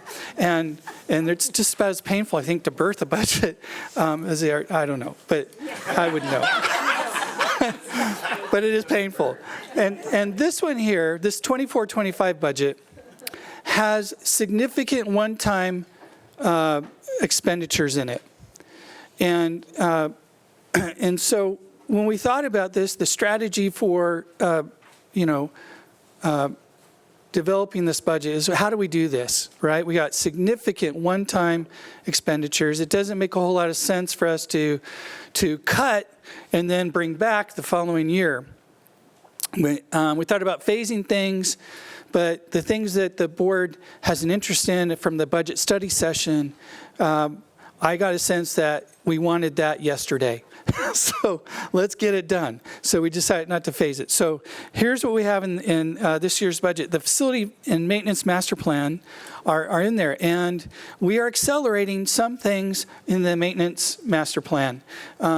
Our roofs have taken a beating from all of these tropical storms that we're getting. And we have flooring issues, and we got some other issues. Our sites are over 60 years old.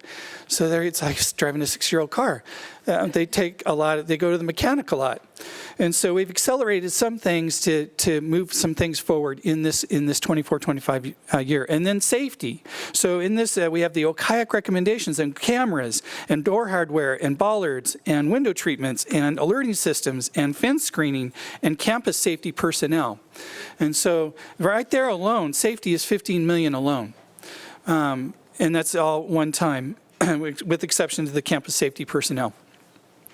And we were doing early ed primarily with universal transitional kindergarten. We're moving forward on that. There's $9 million of facilities in transitional kindergarten this 24-25 year. And then we have some special ed supports. We have alternative ed that we're doing some things with. And we're doing the Title I specialist instructional block. And then also the education technology that we're putting in some effort, some emphasis in. And so along with that, though, Dr. Smith has really encouraged us when we look at things, when we're looking at budget, let's just not keep adding.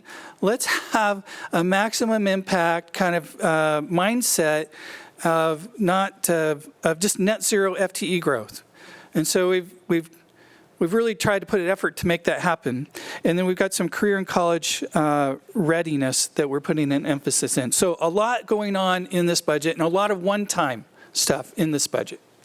So let's move on to enrollment. Enrollment, the decline is bottoming out. We're actually predicting about 124 student increase for next year. That hasn't happened in a long time, and so that's really good to see.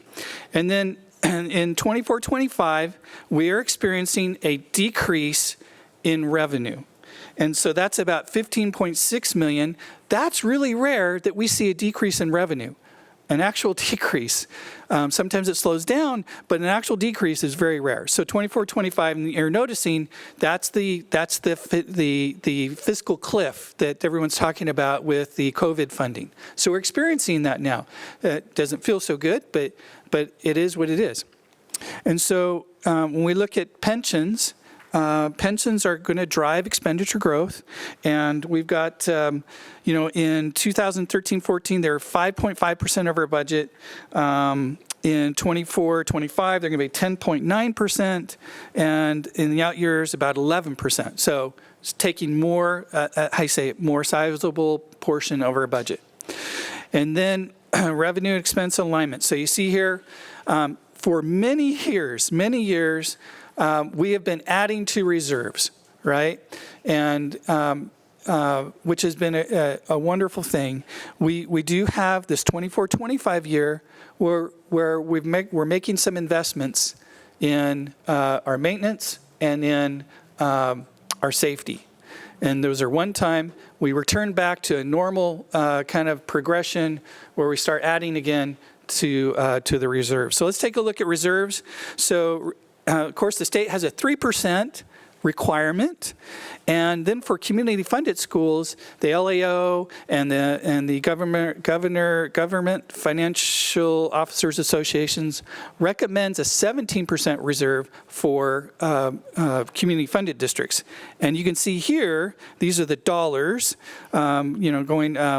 we're over 100 million in 23-24. We'll go down to about 92 million of reserves in 24-25. And as a percent, that's still way above it's above the 17% recommended amount at 18.6%. And so with that then, Dr. Smith has encouraged to have financial activators, and so when we look at some of the activators that we normally look at this time of year, we're 23-24, we're looking really good there. We have one category in 24-25 about the unrestricted general fund change, but that's planned for. We knew this was going to happen. And it's an investment in our facilities and in safety, and it's 1 year only. 25-26, we go back again to adding to the reserves. And so with that then, we recommend a positive certification for the 24-25 budget. Okay, thank you. Do we have any questions? Trustee Barto and then Trustee Murphy. And then Anderson. Thank you very much. If only we could get a few less reports, so we could probably put some of that back. In all seriousness, do we feel that the increased enrollment is coming from TK, or is it all levels? What's that projection? So yes, it's the enrollment increase is primarily coming from TK. Okay. Yes. All right. And then in regards to our reserves, can you let us know how we compare with other districts? And I know what the state levels are, but I don't know kind of what. I know what the recommended is. Are many school districts above the recommended? No. This is a rarefied place to be. There are very few districts that have the reserve levels that we do. Thank you. Thanks. Okay. Thank you. Trustee Barto, any more questions? No, that was it. Thank you. Okay. So Trustee Murphy and then Anderson. Well, as usual, Jeff, thanks. You're welcome. I appreciated the humor in the middle of your presentation. Always makes me happy. I just wanted to thank you for all of the great information and really pointing out that this is such a small dip in our reserves when it could have been substantially more. So, so kudos to you and your team, however many are here, for making that as small a bite as possible. So, and in looking at this too, I think we would be basically more concerned if we were showing the next few budget years also taking a dip. So with your projections, it looks to me very safe to certify this budget as it's only showing the 1 year dip. And I'm confident you're going to be able to get it right back up to where it was next year. And, as we all know with the state of California, for those of us who have been here for many moons, the state budget goes up and down, and so there's a chance we're going to see some comeback at the state level in the next few years. So I feel very safe certifying this budget, especially under your leadership. So thanks, Jeff. Thank you. Thank you, Trustee Murphy. Trustee Anderson? Thank you. Thank you, and thank you for always giving us good advice. I think it was really helpful. I feel like maybe in 2020 you were saying that 2024-25 was coming, and so we were able to save so much when we had all of that one-time money, so thank you so much. I think we're really grateful to you. That's why we're in this position. I had a couple of questions just about why we do have a 1 year that is slightly lower, because it looks like some of the revenue, our local revenue, is still quite high and is higher. It's usually higher actual than what we estimate. I was just wondering if there was a plan to possibly just for this 1 year, minimize some expenses that maybe haven't been evaluated in some time.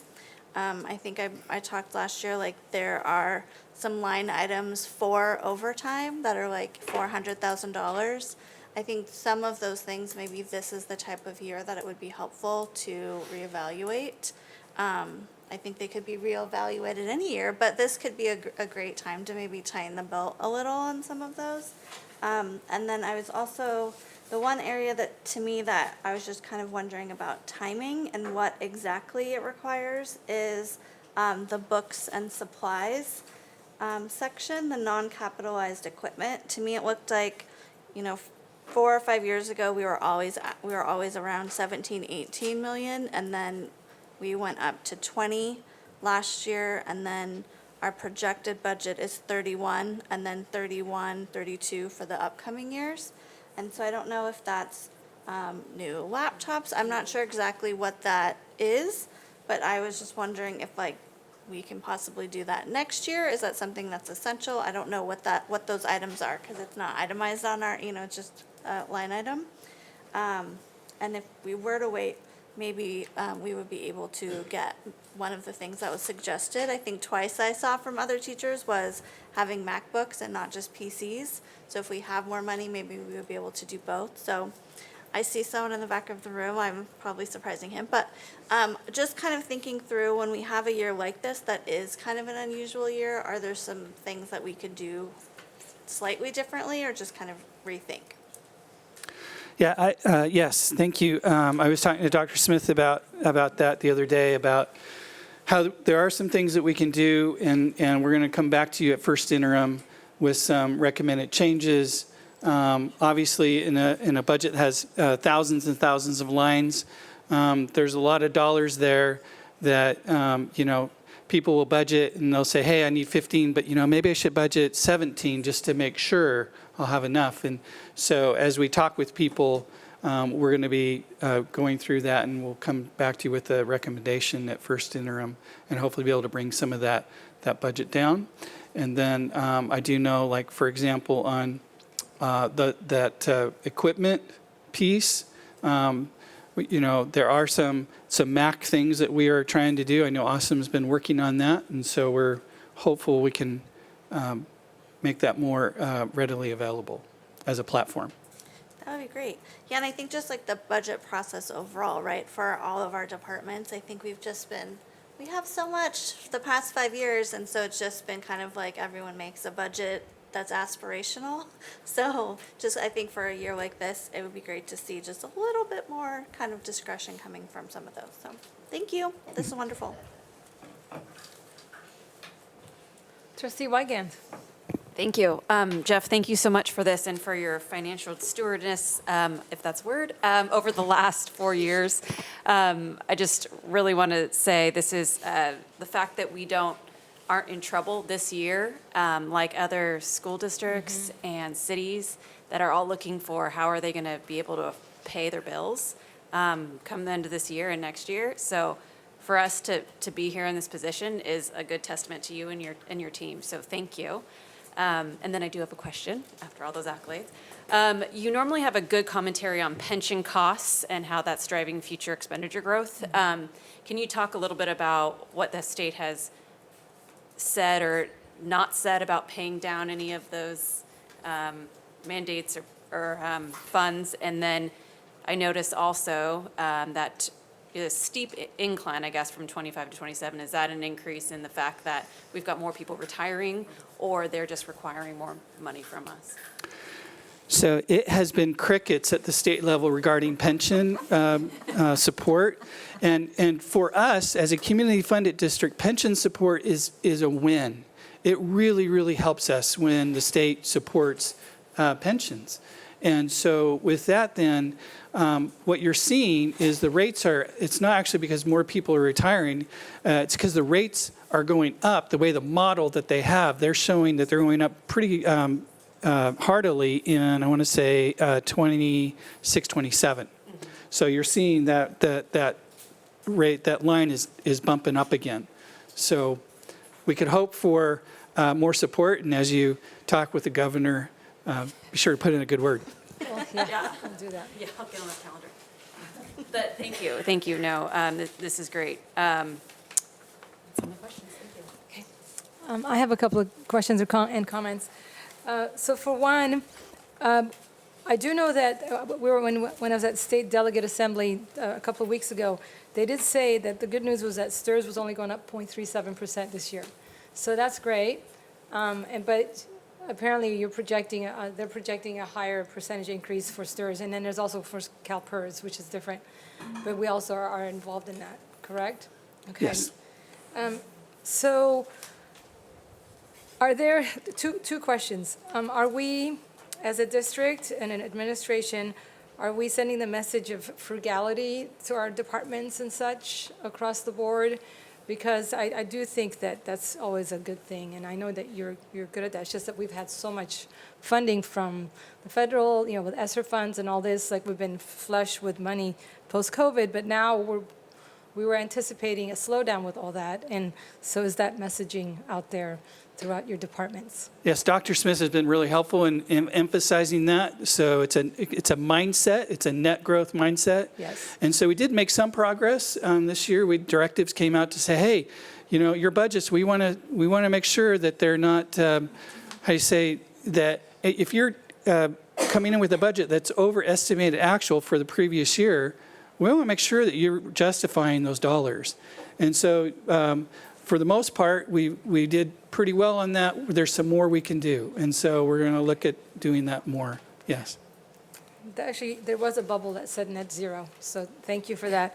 And how about inflationary projections? How are we doing with that as far as strategic planning?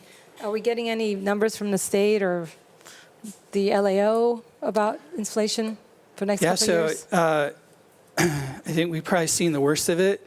You'll Okay. see the LAOs are predicting, inflation for at least what we call the government CPI of around 3%. So things are getting much better in that regard. Okay. And lastly, for the purpose of the public's information and education and awareness, what is an example of significant one-time expenditures? Because you've used that term a couple of times. So a big example is the safety things. That's $15 million alone, if I understood the question correctly. And then also we're accelerating some of our roofing and our flooring because we've had, candidly, with the atmospheric rivers, we've had situations where we've got teachers that are really distracted because they've got trash cans capturing water in their classrooms. It's not, we can't have that. We really just cannot have it. And so I know M&O is working really hard to accelerate some of those roofing projects for this year. Is UTK one of them as well? And UTK, yes. Yeah, okay. So we have $9 million slated for UTK facility expansion. So we're placing 14 portables in places that need them. And so that's a fairly large one-time expenditure also. Right. Thank you so much. Excellent job. Thank you. All right, so 19F, public hearing for the 2024-25 all funds June budget. Mr. Trader, any further comments before we open the hearing? Okay, so the hearing is now open at 7:55. Are there any public comments? Seeing that there are none, the hearing is now closed. 7:50, keep switching, 7:56. All right. Moving on.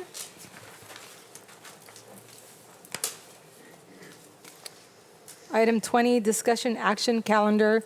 20A is to approve the 2024-2025 declaration of need for fully qualified educators. Ms. Olson?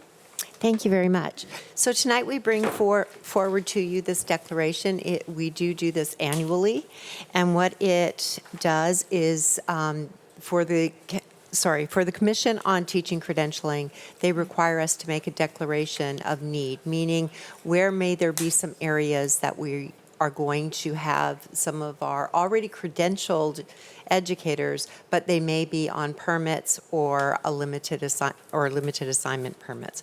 And so again, these folks would already have a credential, but they're working on a special permit in order to either they're completing an extra credential or they're outside of their current teaching area and they are in a program.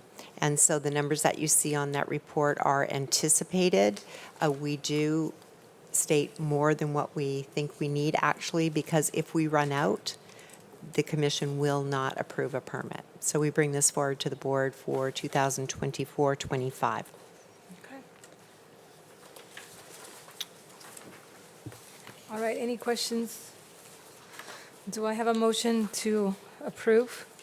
So moved. Trustee Wygand, Second. And Trustee Pearson with a second. Roll call vote, please. Trustee Crane? Yes. Trustee Weigand? Yes. Trustee Ursulou? Yes. Trustee Barto? Yes. Trustee Murphy? Yes. Trustee Pearson? Yes. Trustee Anderson? Yes. The vote is unanimous. We move on to 20B. Oh, sorry. Sorry. Thank you. I just had one question about it. Trustee Anderson. There was something that I thought was interesting where it says, I mean, these are all a variety of emergency permits, but it has emergency transitional kindergarten. What is the licensing on that? That's kind of an interesting, like, are they? Credentialing is interesting. With TK, because it was relatively new, there are two parts to it, is that depending on when somebody had their credential and when they taught kindergarten. And so we don't use this one because folks coming out of credentialing programs now are already credentialed. So we actually haven't been, we put two just in case there is a case where there's somebody who might have a multiple subject, but they don't have the additional units for the early childhood. But we have not had to use it. It's rare. Thank you. Thank you. We move on to 20B, approve credential waiver for certificated employee. Ms. Olson? Thank you.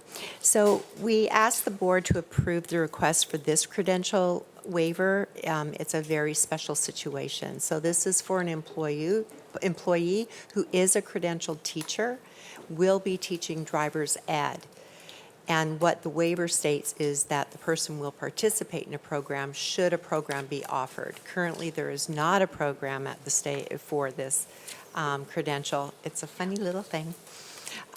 So we ask that you approve it so that they can continue teaching the driver's ed. Okay. Do we offer that at all our campuses? Okay, yeah, sorry. All right, well, motion to, do we have a motion? I move. All right, Trustee Weigand, and then Trustee Pearson was second. All right, roll call vote. Trustee Crane? Yes. Trustee Weigand? Yes. Trustee Ursulou? Yes. Trustee Barto? Yes. Trustee Murphy? Yes. Trustee Pearson? Yes. Trustee Anderson? Yes. The vote is unanimous. 20C, are we going to have a presentation beforehand, or, yes? Okay, all right. 20C, we will approve secondary science textbook adoption. Ms. Torres? Yes, I'd like to welcome up Keith Carmona, our Director of Teaching and Learning, who will briefly present the history of how we got here, and just to ensure that the public knows that we did have a very thoughtful process to arrive at what we bring to you tonight.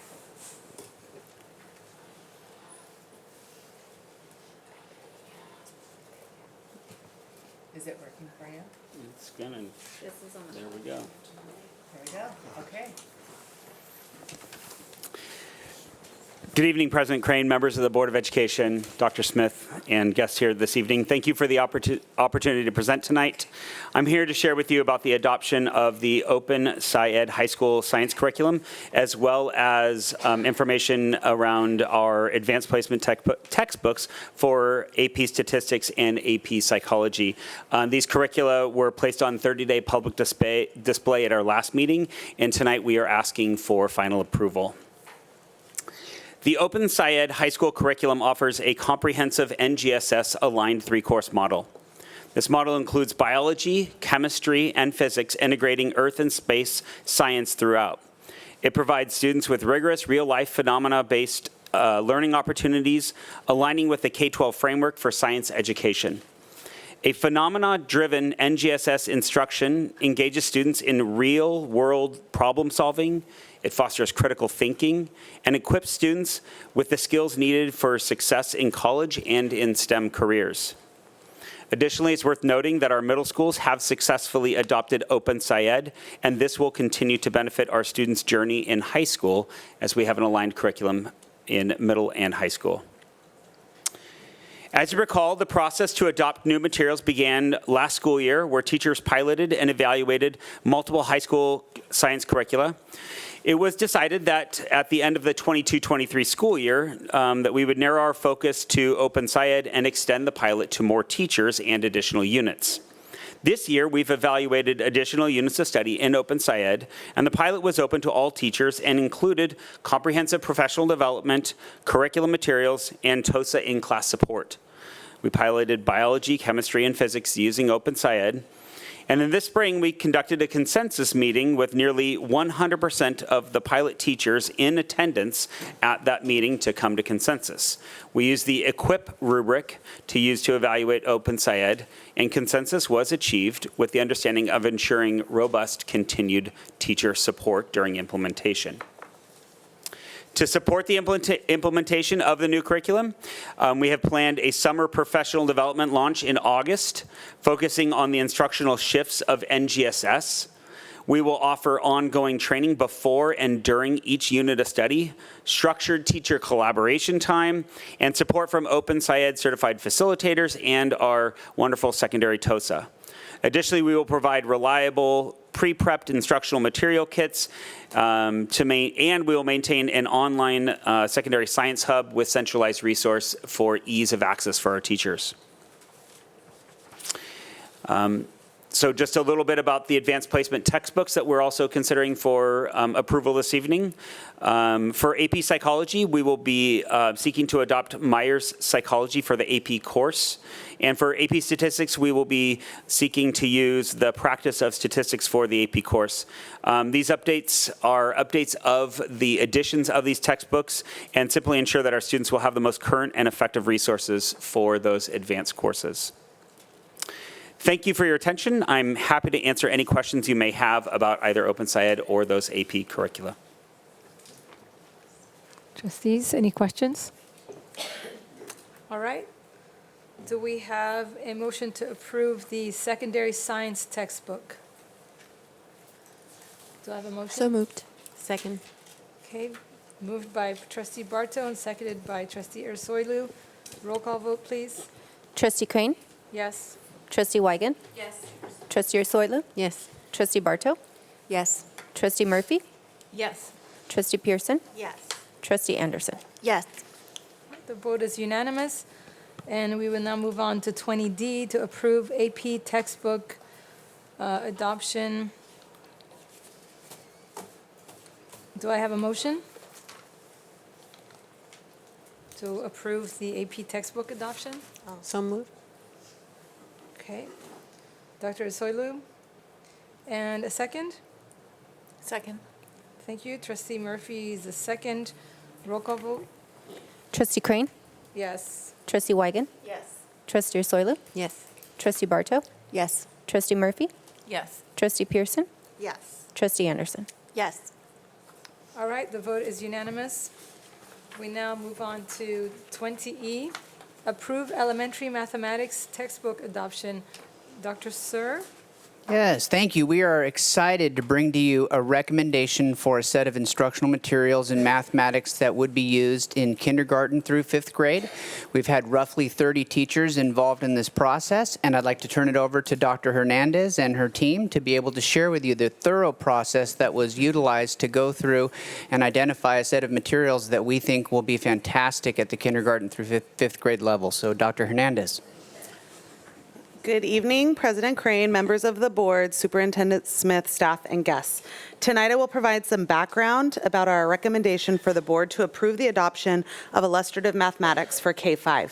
Joining me for this presentation are 2 teaching and learning TOSAs, Sarah Bartel and Jolfa Dormitorio, and 2 classroom teachers, Karen Winter, 5th grade teacher from Wilson, and Katie Danahy, 1st grade teacher from Harborview. The current elementary math curriculum is Bridges in Mathematics for TK5.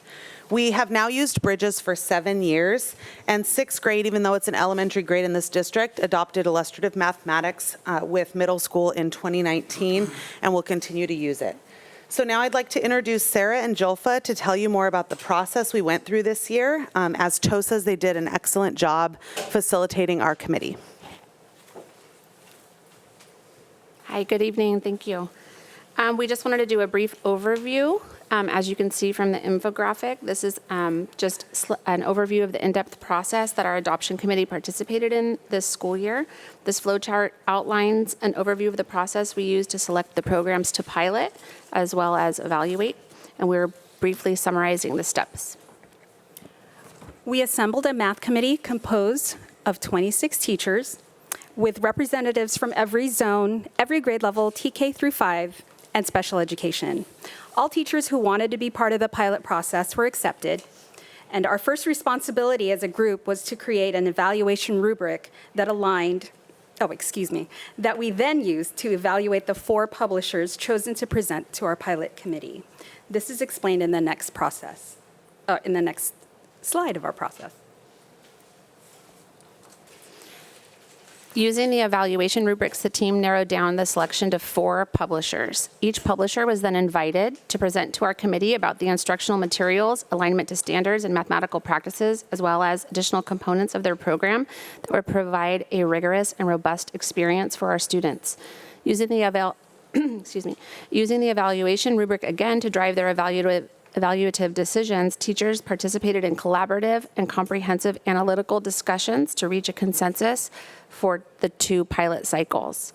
The 2 programs chosen to pilot were Houghton Mifflin Harcourt's Into Math and Imagine Learning Illustrative Math. Classroom teachers were then trained on materials and online resources by both publishers. Parents were also informed that their child's teacher would be participating in a math pilot and were given access to materials for review. The data from lesson evaluations were reviewed by the committee at the close of each pilot. At the conclusion of both pilots, the committee met to compare data on both programs, weigh pros and cons, discuss the strengths of each program, and come to consensus. It was an engaging process with professional and thoughtful discussion. The committee recommends illustrative mathematics, and I'm going to tell you a few of the reasons why. So this thinking map illustrates some of the reasons why the committee recommends illustrative math, including IM's student-centered and problem-based approach, engaging centers and games, and the way it elevates mathematical best practices. Another benefit will be the continuity our students and staff will have from elementary to secondary. At this time, Karen and Katie, 2 of our teachers, are going to share some additional details about the program. Thank you. My name is Karen Winter. I'm a 5th grade teacher at Wilson Elementary, and I've been teaching in Newport-Mesa since 2009, teaching since 1990. Prior to teaching 5th grade, I worked as an SAI, or Specialized Academic Instructor, in the district, so I feel comfortable speaking to how this program supports not only my 5th graders, but students that have special needs. The program itself is problem-based. The design is simple. Students start with a warm-up, complete activities and problems, and finish with a cool-down. The activities are complex problems designed to challenge thinking and encourage students to discuss with their peers. My class had a positive experience piloting illustrative overall, and some highlights from my perspective would be the warm-up questions were posed in a way that allowed all students to participate in small group discussions and share out their thinking. From my special education perspective, I can attest to the fact that even my students that have IEPs were able to participate, access the content, and feel successful. Students enjoyed that they had opportunities to think and share their thinking in a small group before possibly sharing out with the class.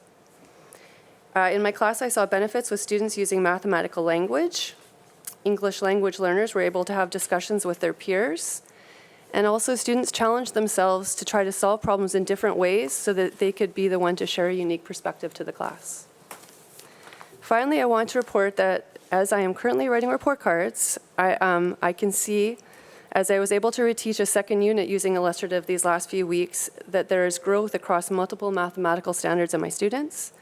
I know that many students will be pleasantly surprised when they see their grades this term, but more importantly, I feel that they are more confident and better prepared to persevere through complex problem solving. Thank you. Hi, my name is Katie Danahy. I have been teaching for 14 years, and I've been in Newport-Mesa since 2011. I've had the privilege of teaching at multiple school sites across our district, including Pomona, Davis, Lincoln, and now Harborview. I've taught kindergarten, 5th grade, and now 1st grade.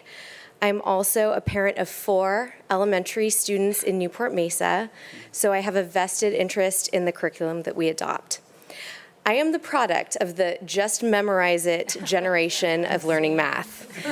I still remember my favorite teacher, you ready, multisensory here, teaching me the catchphrase, when learning how to divide fractions, don't ask me why, invert the right and multiply.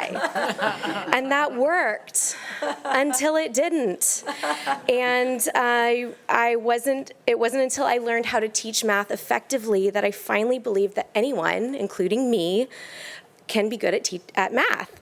I was fortunate enough to have an extensive training in math instruction practices at Newport-Mesa as a math fellow over the course of several years. When I started teaching illustrative math, it became apparent that the cognitively guided instruction practices that we were trained to implement in our instruction are actually embedded in the curriculum.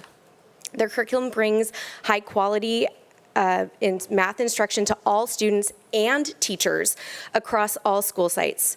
It will also streamline learning progressions for all students in elementary and secondary education. The teacher components include traditional print elements as well as a robust yet simple to use digital platform. Each unit provides a learning narrative, learning progression, and learning support video to give teachers the background knowledge they need to confidently teach each unit of the curriculum. This is an essential and powerful support for teachers who move grade levels or school sites, and there are also prepared teaching slides that are integrated into the digital platform, which makes it easy to present to students right away. Each teaching slide has teacher notes that are clear and easy to follow, which empowers teachers to guide student learning. The lesson design starts with a warm-up that engages all students in the content by inviting students to do something like a choral count, ponder about what they notice and wonder, or reason about what does not belong in a given set of images, numbers, or equations. These lessons also front-load students with what to expect in a way that develops students' executive functioning and planning skills.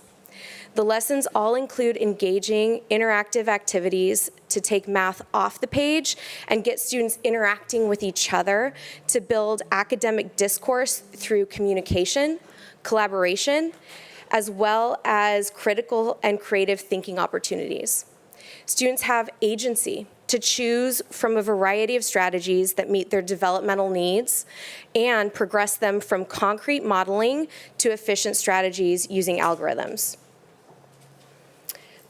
Here are some examples from student learning in my first grade classroom. The first image is of a student using Unifix cubes to help him reason about a math task. The option to use concrete modeling helped him to explain his thinking with words. The second image is of a student pointing out a pattern he noticed in a choral count we did as a warm-up. Students were tasked with making observations of what they noticed and wondered about the count. This is a very low-stakes way of engaging students in mathematical thinking at the beginning of a lesson and scooping them up right away in the learning. The final image is an example of an anchor chart our class created throughout Unit 5 of the first grade unit for adding two-digit numbers. I labeled each student's strategy with a student's name so that all the students made connections and took ownership of the strategies. This really illustrates how this curriculum builds on student understanding in a very purposeful way.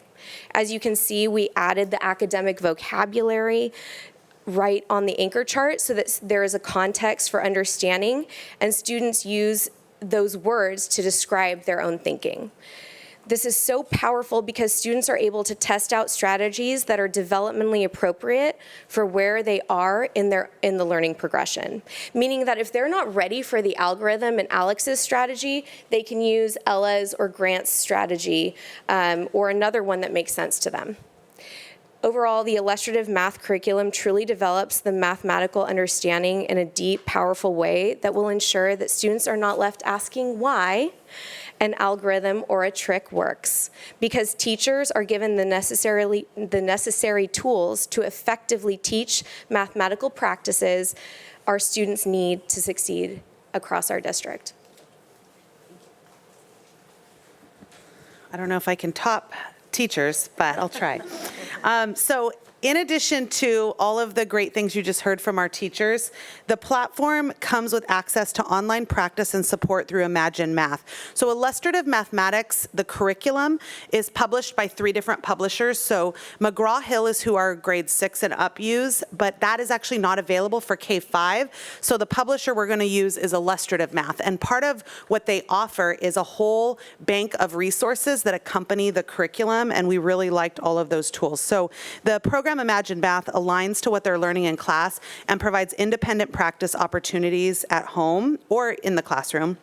And for grade 3 and up, the platform includes the support of an on-demand teacher to help if they get stuck on a problem. The teachers are available in English and Spanish, and it's a secure connection where the child types, I don't understand this problem, and then the teacher comes on and models or gets them through that hurdle in either English or Spanish. And it's a great tool for students that need support, and that particular platform can go to remedial if maybe they're in a fractions unit and a child doesn't have some of the prerequisite. It can level down to build up some of those skills, but it can also go to more advanced levels. So it adapts to the student and sends them on a pathway within a given set of standards.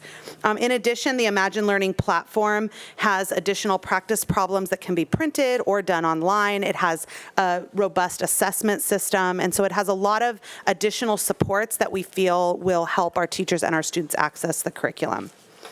And if adopted, we know that our teachers are going to need training and support. So we used input from our pilot teachers, and we have a tentative training and support plan that includes initial training, but also what we're going to call Math Mondays, which is a series of opportunities on Monday afternoons where teachers can come at first for support, Q&A, where do I find this resource, what do I use for homework, how do I access Imagine Math, how do I look at my data, all of those kind of troubleshooting opportunities, but then also a training series to go deeper into all the different elements of the program and the math practices themselves and pedagogy.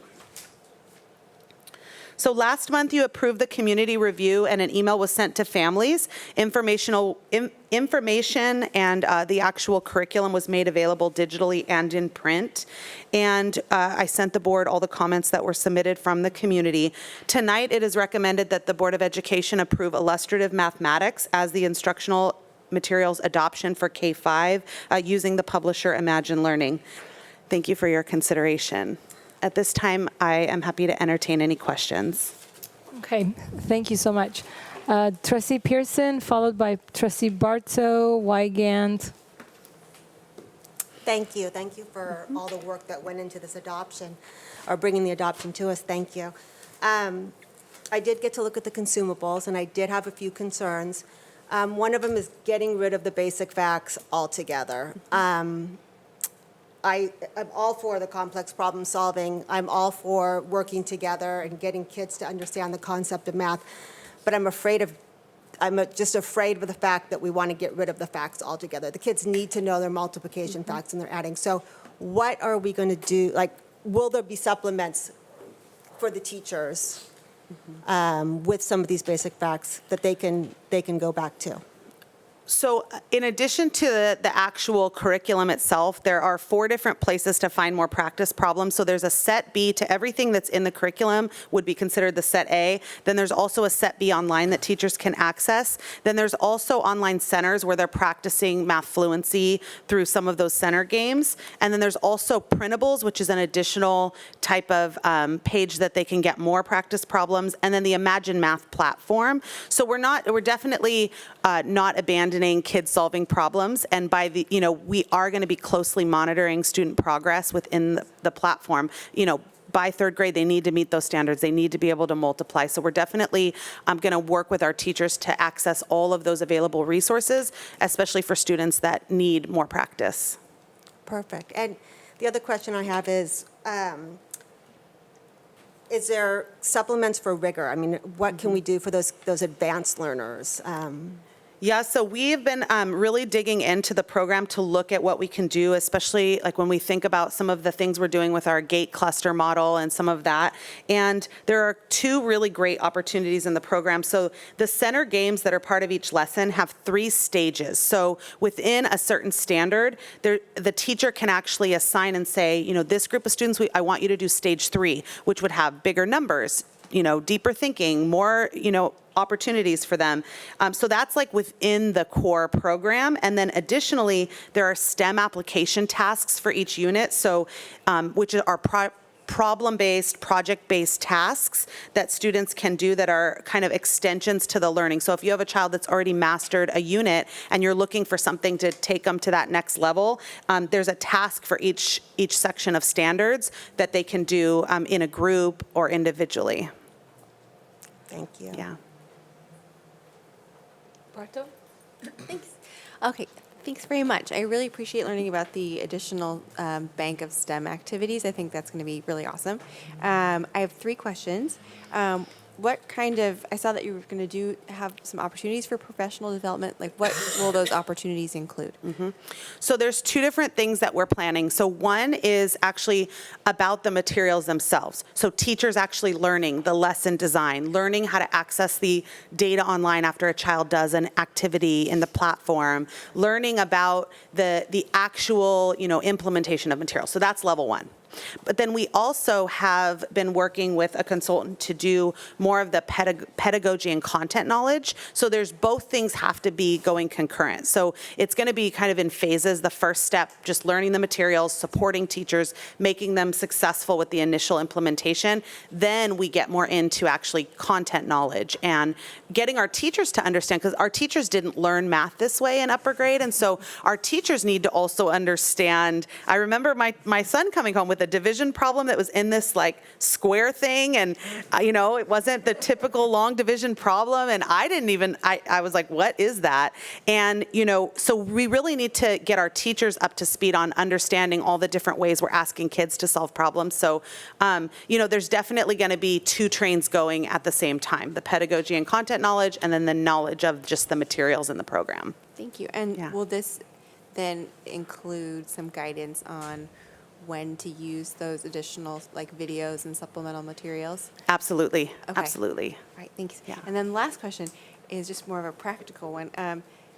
What's the plan to stop kids from like spamming the tutors and the Imagine Math? Because I just think of some of the 5th graders in that I well, they're not in 5th grade anymore, but what people I know were like in 5th grade, and that would definitely have been something that they would have used in like they would have started maybe asking the question and quickly gotten distracted. I asked the same question of the publisher. That's so funny. Yes, I was a former 5th and 6th grade teacher. So one of the things that's really great is that all the interactions with the teachers are recorded, and the teacher actually gets a report when the child accesses it. So anything like that happens, the teacher gets a report from the teacher online to say, this child, you know, little Michelle was on the platform and this is what she said to the teacher, and the teacher will get a transcript of what happened so that the teacher can address the concern. That's awesome. I really appreciate that, and things similar to like Go Guardian and just able to hear from teachers when my students, you know, not really participating the way they should in class. Absolutely. And that's one of the great things too, is that we'll get usage reports. We'll get to really see if our kids are using it, and they have videos to teach the kids how to use it. So because if kids don't even know the resources there, they're not going to know how to use it. So it shows them, if you get stuck on a problem, here's what you can do. Here's where you can push this question mark and all of that kind of stuff. Wonderful. Thanks very much. Thank you. Trustee Wigand and then Anderson? So I was a parent that participated or volunteered, not really volunteered, but my child participated in this. And from a parent perspective, and I'll just state it, I didn't like it because I had twins, and one was doing the old, one was doing the new. The new obviously didn't come with homework, but I hear that there will be homework and those types of things. I was looking at it thinking like, God, there's just not a lot of like things going on in this math compared to what I was seeing in Bridges. But I don't know, because we don't have data on how those kids did that were on, the new program, illustrative math versus Bridges. So, I mean, I think that would be a great data point at one point to see okay, so did they actually perform better on the CASP or did they not? How did that look? And so, however, then as I'm talking to you and the teachers that piloted this, there's more more to the program than was, I guess, piloted or seen. So that actually makes me happy, and it does seem that there are, rigorous homeworks and homework. And even when I was talking to my child today about it, she said, "Oh, it's a lot harder." And I was like, "Well, that's." I was like, "Is that what your teacher told you?" Or she goes, "Oh, I love it because it's harder." I was like, that sounds like something that wouldn't come out of your mouth. But it was great. I mean, and they appreciated the color copies of this. Yes. So, anyways, that was what children liked about it. One thing that I guess really concerns me, though, is the rollout. The rollout of starting it next year with everyone. Because is the training on 611 and 723 mandatory? So we have a couple of different options. So we're offering summer training for teachers that want to get into it early and dig in. All teachers will have access over the summer, and then before school starts, they have district PD days, and that's when they'll get the initial training, and then November 1st another training, and then we have the Wednesday minimum days and the after-school opportunities. So that's pretty typical with like a curriculum rollout, because you don't actually have it in your hands and have the full online access until you purchase it. And so that's where we're kind of, we're going to be rolling it out and purchasing and then putting it, out there and, getting training kind of concurrently. So will some teachers might, the first day of school, have a new book that they open for the first time? No, they'll have the before the first day on the August PD days, which is, a week before school starts, they'll have a full day training. Okay, so they'll have a full day training of a curriculum that they have to teach the whole year. Okay. So I think and I understand there's going to be trainings in September as well. I think it's just, is there a better rollout? I'm just thinking like the first year is going to be just troubling, right? It's going to be hard. And there's going to be kids falling by the wayside. There's going to be, teachers that are going back to their, old materials because it's comforting to them. So is that just the nature of rollouts, or is there any better way we can do this? I will tell you that we did a tentative, of course, pending board approval, we did a sign up for trainings for the summer just to get an idea of the interest, and we had very high interest. We have a lot of teachers that are attending in the summer, and they will all have online access to like a demo account before they're rostered to start digging in. So that's one thing that we're doing a little differently than we've done with other rollouts, is actually getting them the training before the summer. It is kind of the nature of a rollout because you can't really start into something until it's adopted, and then when it's adopted, then you've got to roll with it, and that has to be the program in the classrooms. So that is just kind of the nature of it. They will not have bridges any longer. And from our pilot committee actually got less training than our teachers will have in order to teach it. And so our pilot committee had no problem teaching it. Now, it wasn't certainly to the extent that we're going to eventually get to with our teachers, but they had enough to really get into it, and actually reported that because of all the updates and resources, it was a lot easier than Bridges, because Bridges has not kept up with providing ancillary support materials or online support materials or videos or any of that. Yeah. And there's a lot of support for teachers that's embedded, and the training will really focus on that first unit and really preparing them for that first unit, so that and then they get in a rhythm with the lesson design. And usually the first unit of any program does a little bit of spiral review of the previous year, so it's not the most high impact standards. And so that gives us a little bit of time, a little bit of a cushion to kind of onboard our teachers and get rolling. But it is kind of the nature of curriculum adoption. Okay. Yeah, I think I'm by no means do I like Bridges. That was what, was the Definitely controlled specimen over here to my right, compared to the new one. And you did tell us a little bit more about why Bridges is no longer going to be existing, basically, or that they can't support a district like us. I think you communicated. Yeah, about a year and a half ago, we started to, obviously we want to do something about math. We've looked at, as we look at data, as we look at things, we want to provide support for our teachers in math.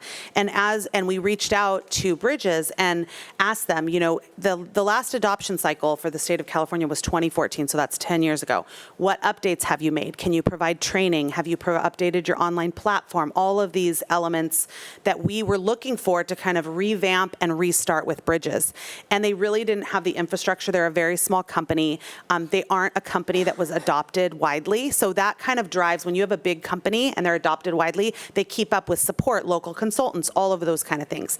And so we realized that we're paying every year for these materials. We're not in contract with them for really outdated stuff, and they were not willing to really partner with us to keep up. And so that's why we had to kind of say, okay, what are we going to do about it? Are we going to look at new materials? Are we going to try to revive Bridges? And we made the decision with a lot of teacher input, principal input, to really press reset and really get something that's high quality, that has kept up with all of the digital components, all the support components, the videos, all of that kind of stuff. Thank you. And then one last question. So this program sounds amazing for starting in TK or K and then going all through, and you know how to do their project and their work. What about someone starting, or children starting in the middle of this math concepts? Where will the concepts that they are learning be in the same way, in ways that they were learning it in Bridges? I know you said it's Common Core standards, but is there going to be even more catch up for maybe kids that didn't even get Bridges in before? Yeah, the lesson design in Bridges and the lesson design in this are very similar. They have center-based games. They have, a more problem-based approach. So some of the instructional approaches are really the same. I think, for any child that hasn't been kind of taught the way the standards layer on top, any child that's missing any of their prerequisite standards, we're going to have to go back and do some reteach and really press reset on some of that. I think the power of updating our program is that we're going to have more advanced assessment tools to really find those areas where children do need a reteach. So that's one thing that Bridges didn't have, is some updated online, with the power of AI and all these kind of tools now that we have to assess kids, we really need to be looking at exactly which standards they need reteach in and then supporting them. And that's also the great thing about having that computer adaptive supplement, is that it says, okay, 4th grade classes on this unit of fractions, but there's this 2nd grade fractions onboarding skill that little, Krista doesn't have. We need Krista to do some more practice problems to bring her up to that. So of course it's a work in progress, but that is one thing that we definitely see a lot of potential in, is the assessments. Oh, that's great. It's like something you can take in the beginning of the class so you, as a teacher, know where everyone's at. Exactly. Awesome. Yeah. Okay, thank you. Thank you. Trustee Anderson, and then Ersoilo. Thank you. I am very excited, as I think I shared last time, to have curriculum that is aligned through our whole continuum. And one of the things I've asked in the past, and I think I would like to see with this rollout, I love the Math Mondays for teachers. I think that's awesome. I would love to see something similar to that for parents. I think in the past there was, yes, first best instruction, but we have parents who want to be involved and they care and they have a lot of questions. And so I think I was looking at the resources. I really like those. I was looking at the Centers of Navigation tool. It has like the connecting cubes. It has pattern blocks. I know what those mean. People who aren't teachers don't know even what those devices are or what a manipulative, they don't know. And so it would be really wonderful if we could have something that connects, what all of I don't know if they have a website that has kind of here are the tools you're using for this grade, but then also connecting them to the state standards. I'm not as concerned. I think the standards for each grade are what they are. So as a teacher, if you're teaching 2nd or 5th grade, in this year, here's what we're going to be learning. It's just different tactics. And so I have heard from a ton of parents who don't know what the standards are. They don't know what their child should be learning. They don't know, oh gosh, my kid is in 2nd grade, but really they already know half of the 4th grade standards. And they could tell their child, look, you're really great. Let me give you something to accelerate at home. So I would just like to see with this a lot more of that connecting, communication, family engagement, because there was a math night at Victoria, and the whole MPR was full, and the parents were like, oh, I had no idea this is what the kids were learning. So I think it will reduce the stress with the facts because the teachers are already teaching facts. You don't need a book to tell you, okay, now we're going to do facts. So I think the communication piece needs to be really ramped up. I think it sounds like this curriculum already lends itself to that, but I think within our district we have struggled particularly with the math communication piece. So I'd really like to see us ramp that up, particularly even now. Like, we're getting new curriculum. This is what it's going to look like over the summer if you have time. Your child's going into second grade. Here are the standards, and making that a friendly, not just the state website where it's like, a list, but something that we create that the parents can have a greater understanding and feel more confident. Thank you. Absolutely. Thank you for the recommendation. We will deliver. Oh, I also wanted to ask one more thing too. I've been at a couple of schools recently and noticed these massive bins of all of the curriculum for science or other things that aren't being used anymore. Do we literally put those like in dumpsters? Are we giving them to other states or places that could use them? They're like billions of dollars worth of curriculum. Yeah, so the bins are for the science we have not discarded any math because the board has not taken action yet, but those bins are for the science textbooks, and although they are absolutely ancient, they do still have value for districts that are using that and need numbers for Williams, and it's already out of print. So we do send them back to the warehouse. We don't put them in dumpsters. Oh, great. Yeah, the bins are because the maintenance department is going to pick them up. Wonderful. Thank you. It's not a cemetery. Yeah. Okay, good. Definitely. All right. Trustee Ursoilu? Yeah, I just had a couple quick questions. Thank you so much. I love illustrative math, and I'm a fan. The demo accounts that you mentioned, because I do agree with Trustee Wygant, like the rollout to the teachers and their proficiency and competency in using it is what concerns me the most, like quickly. Yeah.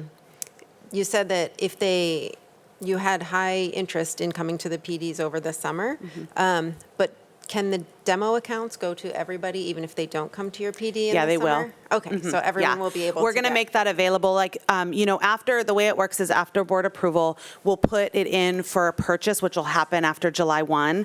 And then, so it takes time to actually get the materials. And then it takes time to get rostered once the year turns over to the kid's new grade. So they won't have that access for a while. So we will have a demo account for everyone. Okay, Yeah. so those teachers can get familiar with Yeah. it even if they can't come to Yep, your day. and then there's also videos, so like even if a teacher couldn't make it to the training, there's a platform where the company has provided a ton of onboarding videos and resources, so you don't have to go to the training, you can like do it at home on your own time.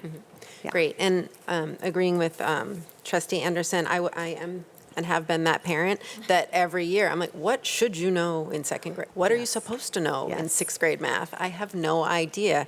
And I think the average parent has literally no idea. So if there are any tools from illustrative math that do that, just grade by grade, just like overview, like when should you be able to add numbers in the hundreds? I just don't know. So I think Simple that's. checklist. Yeah, just some kind of checklist. Yeah, some we're kind of working on one-pager. tools like that for all of our, for ELA and math to provide to parents. We know that's an area of need. Awesome, Yes. thank you. Of course. Thank you. I have a couple of questions. Anyone else before? Okay. What other neighboring districts are using IM? So right now, Saddleback has adopted it, and they are using it, and we've been spying on some of their resources and their Good rollout. idea. And then there's several other districts that are kind of looking ahead of the state cycle. Like we've heard that Tustin is planning to pilot. We know Capo has adopted not IM, but another program. So more and more districts are starting to like just basically say we need new materials. Okay. But we do know that in the area, Saddleback, and then out of the area, there's some San Diego districts. So the company is also able to connect us with other districts that have done their rollout to kind of look at lessons learned and look at their rollout. Yeah, I think that's why I was asking. It's always good to be able to see what's happened ahead of us so we can anticipate. And then how long has it been around? Illustrative math? The version that we're going to use, has it? This version, I believe, was revised in well, it's this, the version that is the full color, like this company's version The is one that's what is we hot looked off at? the press. Okay. The actual problems like are from illustrative math, and so those have been around for a long time. They were written by, the authors of the Common Core standards came out with this curriculum as a complement to show people what it's supposed to look like and the intent of the standards. And so, but this published version is actually the brand new, our pilot teachers didn't even teach with this color version. It was more of a black and white version. And so they've enhanced this, actually, like this is the 2024 version. Okay. And then true or false? This is a public comment that was Yes. submitted by a parent. This program does not seem to cover all first grade. My child is in first, California math standards. It also does not offer a lot of practice per skill. True or false? You put me on the spot. I would say false. I would say, this program has been shown to meet all of the standards in the grade levels, and it has had very good reviews from, independent reviewers. So I would say it does meet the standards of the grade level. I would kind of challenge to say, tell me a standard that you're not seeing and let's find it and let's look at those practice opportunities. And then, like I said before, the practice opportunities look different. I know the workbook looks like it's not traditional with 50 problems on one page. It has less because you're supposed to draw it and write about it and do more with it. But there are those Set B, the printables, the Imagine Math. So there are supplemental problems. It's just we have to make sure our teachers know how to access them. And those are outside. Those wouldn't be considered part of this core curriculum that the authors of Illustrative Math wrote. These are supplements that the publisher has put in based on feedback to support teachers and students. I just want to make sure that the parent or constituent that sent this in, if watching, is hearing the answer. Absolutely. Yeah, and I would love to hear one descriptive word from each teacher that is behind you, about I am. Okay, one word to describe I am, each of you. You have 5 seconds to think about it. Essential. Essential. Challenging. Challenging.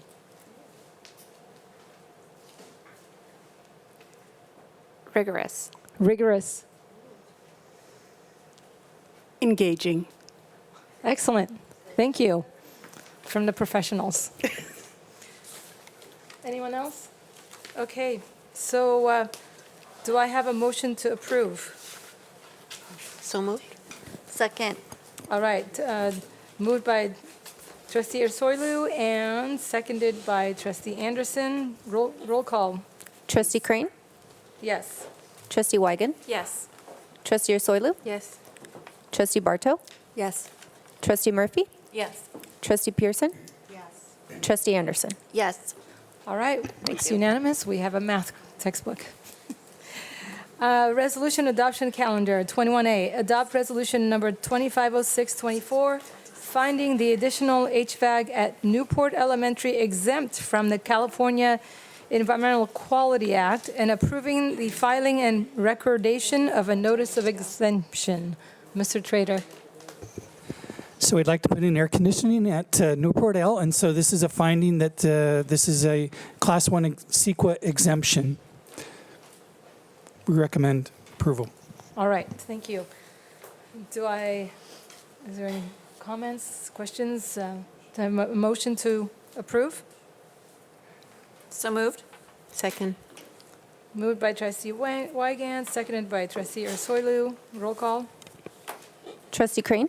Yes. Trustee Weigand? Yes. Trustee Ursulou? Yes. Trustee Bartow? Yes. Trustee Murphy? Yes. Trustee Pearson? Yes. Trustee Anderson? Yes, and I had a question. All right, motion is unanimous. Oh, sorry. Yeah. Trustee Anderson. Thank you. I was just wondering, I walked around Newport Elementary the other day, and I just was wondering, so this is only for the existing multipurpose room? That's correct, just the MPR. And it's going on the roof, it's going on the side, it's going in the obsolete, like the boiler room that I've heard is there? Where is it going? I believe it's going in on the side, but I'll confirm that. Okay, thank you. All right, thank you. We move on to informal reports. Superintendent Smith? Busy time of year to list the many places I've been since we last met would unnecessarily lengthen what's been a pretty robust board meeting. Let me instead just thank some folks and then mention a couple people specifically in my travels. I want to certainly thank our teachers that continue to teach to the bell, the very last bell, and not only teach to the bell, but come to board meetings late at night and talk about the extra work that they're putting in. To our classified folks, all the work that they're doing to get our kids to school, keep them fed, keep the roofs over our heads, stop leaks at schools at 3 in the morning. We couldn't run schools without your support. To leadership at the site level, just thank you for all you're doing to keep this ship in the air because it's not easy. There's so much going on right now. To the leadership, I mean, there are a room full of folks here that are here because they understand that the board may need answers that beg to be answered the night that they're asked. Moreover, they're where the action is happening because they know that's where they should be. And so to all of you out in the audience, your leadership is not lost on us. Thank you for everything you're doing. To my cabinet, I wouldn't want to do this without any of you. Thanks for your hard work. All these graduations, promotions, awards, scholarship nights, etc., wouldn't happen without all the people that I just mentioned working with caregivers every day. So thank you, thank you, thank you. 2 people in particular did ACE Day and got to ride around with Noelle Wadsworth. They did not sing The Wheels on the Bus. They were older, and they did not want me singing and didn't think it was funny that I brought it up. But this is what's cool. Noelle does a great job driving a bus, but it's more than that. It's how she engages with kids. She allows them to draw pictures, and they're all over the roof of her bus. Kids can make personal messages of positivity on her bus. She knows every kid by name and knows their birthday, and celebrates their birthday every day without being prompted that they have one. That's the kind of connection that's meaningful. It's not about just driving the bus. That's also there. It's about those personal connections. That gets kids to graduate. That gets kids to get Angel Scholars and the like. And then, this was mentioned earlier, but I had a chance to spend some time with Sally at her retirement. And I'll tell you, what a absolute blessing to this district. 47 years in the district. She wouldn't be leaving if her health would allow her to stay. Her husband would even support her staying. He's still working. He's 91, right? 91, he still works full-time and travels. He would support her working, he told me, at 86. But she's no longer able to do that. That's the kind of historic commitment that makes this district special. And so to everybody out there, listening or not, our kids wouldn't be crossing the stages or receiving the envelopes they are without you. You matter, so thank you very much. Thank you, Dr. Smith. And a thank you to you. I just go to meetings, yeah. Trustee Anderson, we'll start with you and then move down. Sure, thank you.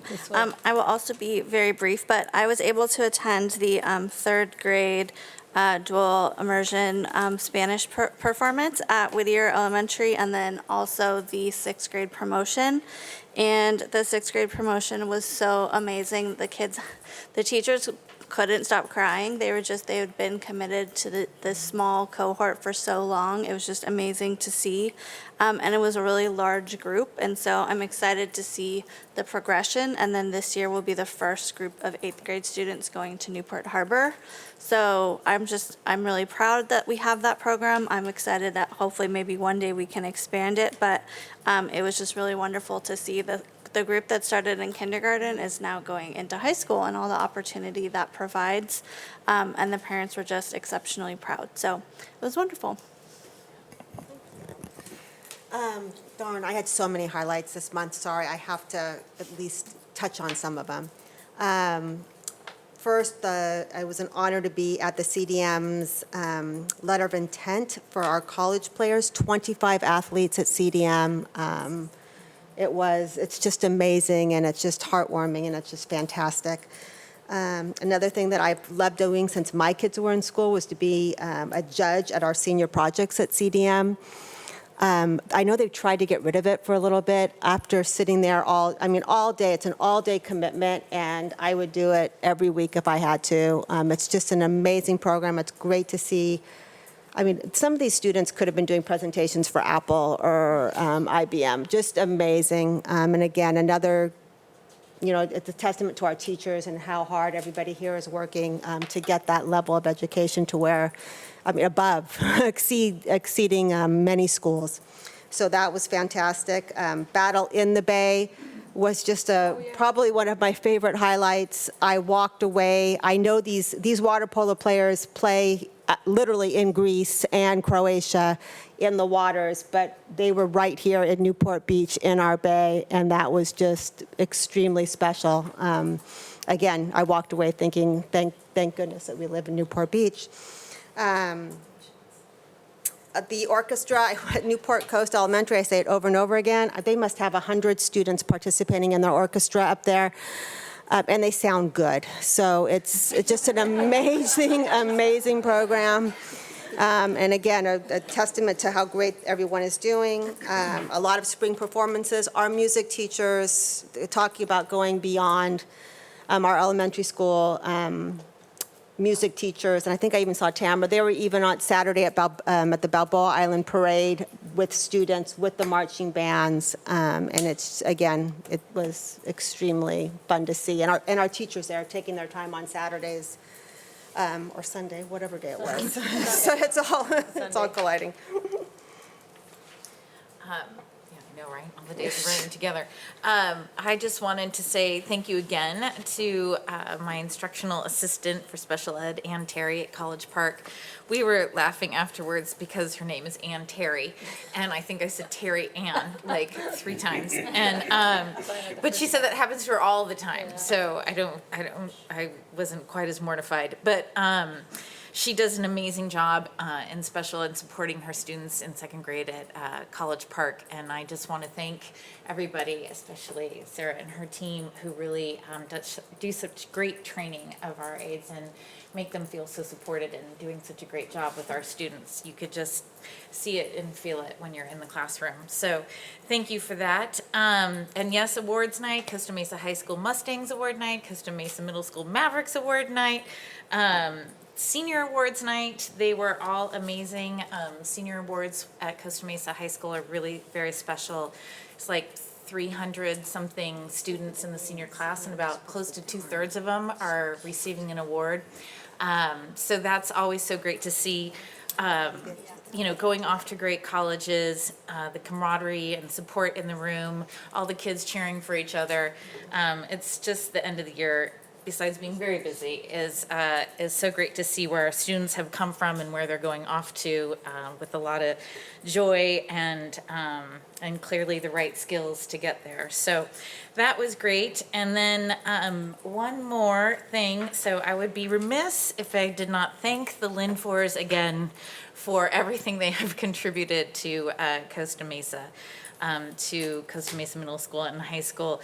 They are just a joy, and so I got to be there for John Linfor's last choir concert, which was, which was last Thursday, and it was magnificent. I will say it was like the greatest concert ever. Everyone in the room was kind of teary, even if you'd never met him before, you were tearing up. He had students fly in from all over the country. Alumni from all over the country flew in. He has an Emmy award-winning student, like an alumni student, in his, So they were all raising their hands from where they were from all over the country and what they're doing now. And it was just it was really amazing. So I'm super obviously happy for them and their retirement. They definitely deserve it, but Costa Mesa is they're losing a gem in terms of teaching and love and support of students. Students couldn't say enough great things about them.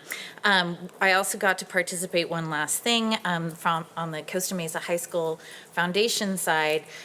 We were able to create a LinForce Fund for the Arts. So that is going to be part of the Costa Mesa High School Foundation. I'm not sure if I can do this legally, but if you're searching around on the internet for the Costa Mesa High School Foundation and you feel like you want to support the LinForce Fund for the Arts, it is there up on the internet. So there you go.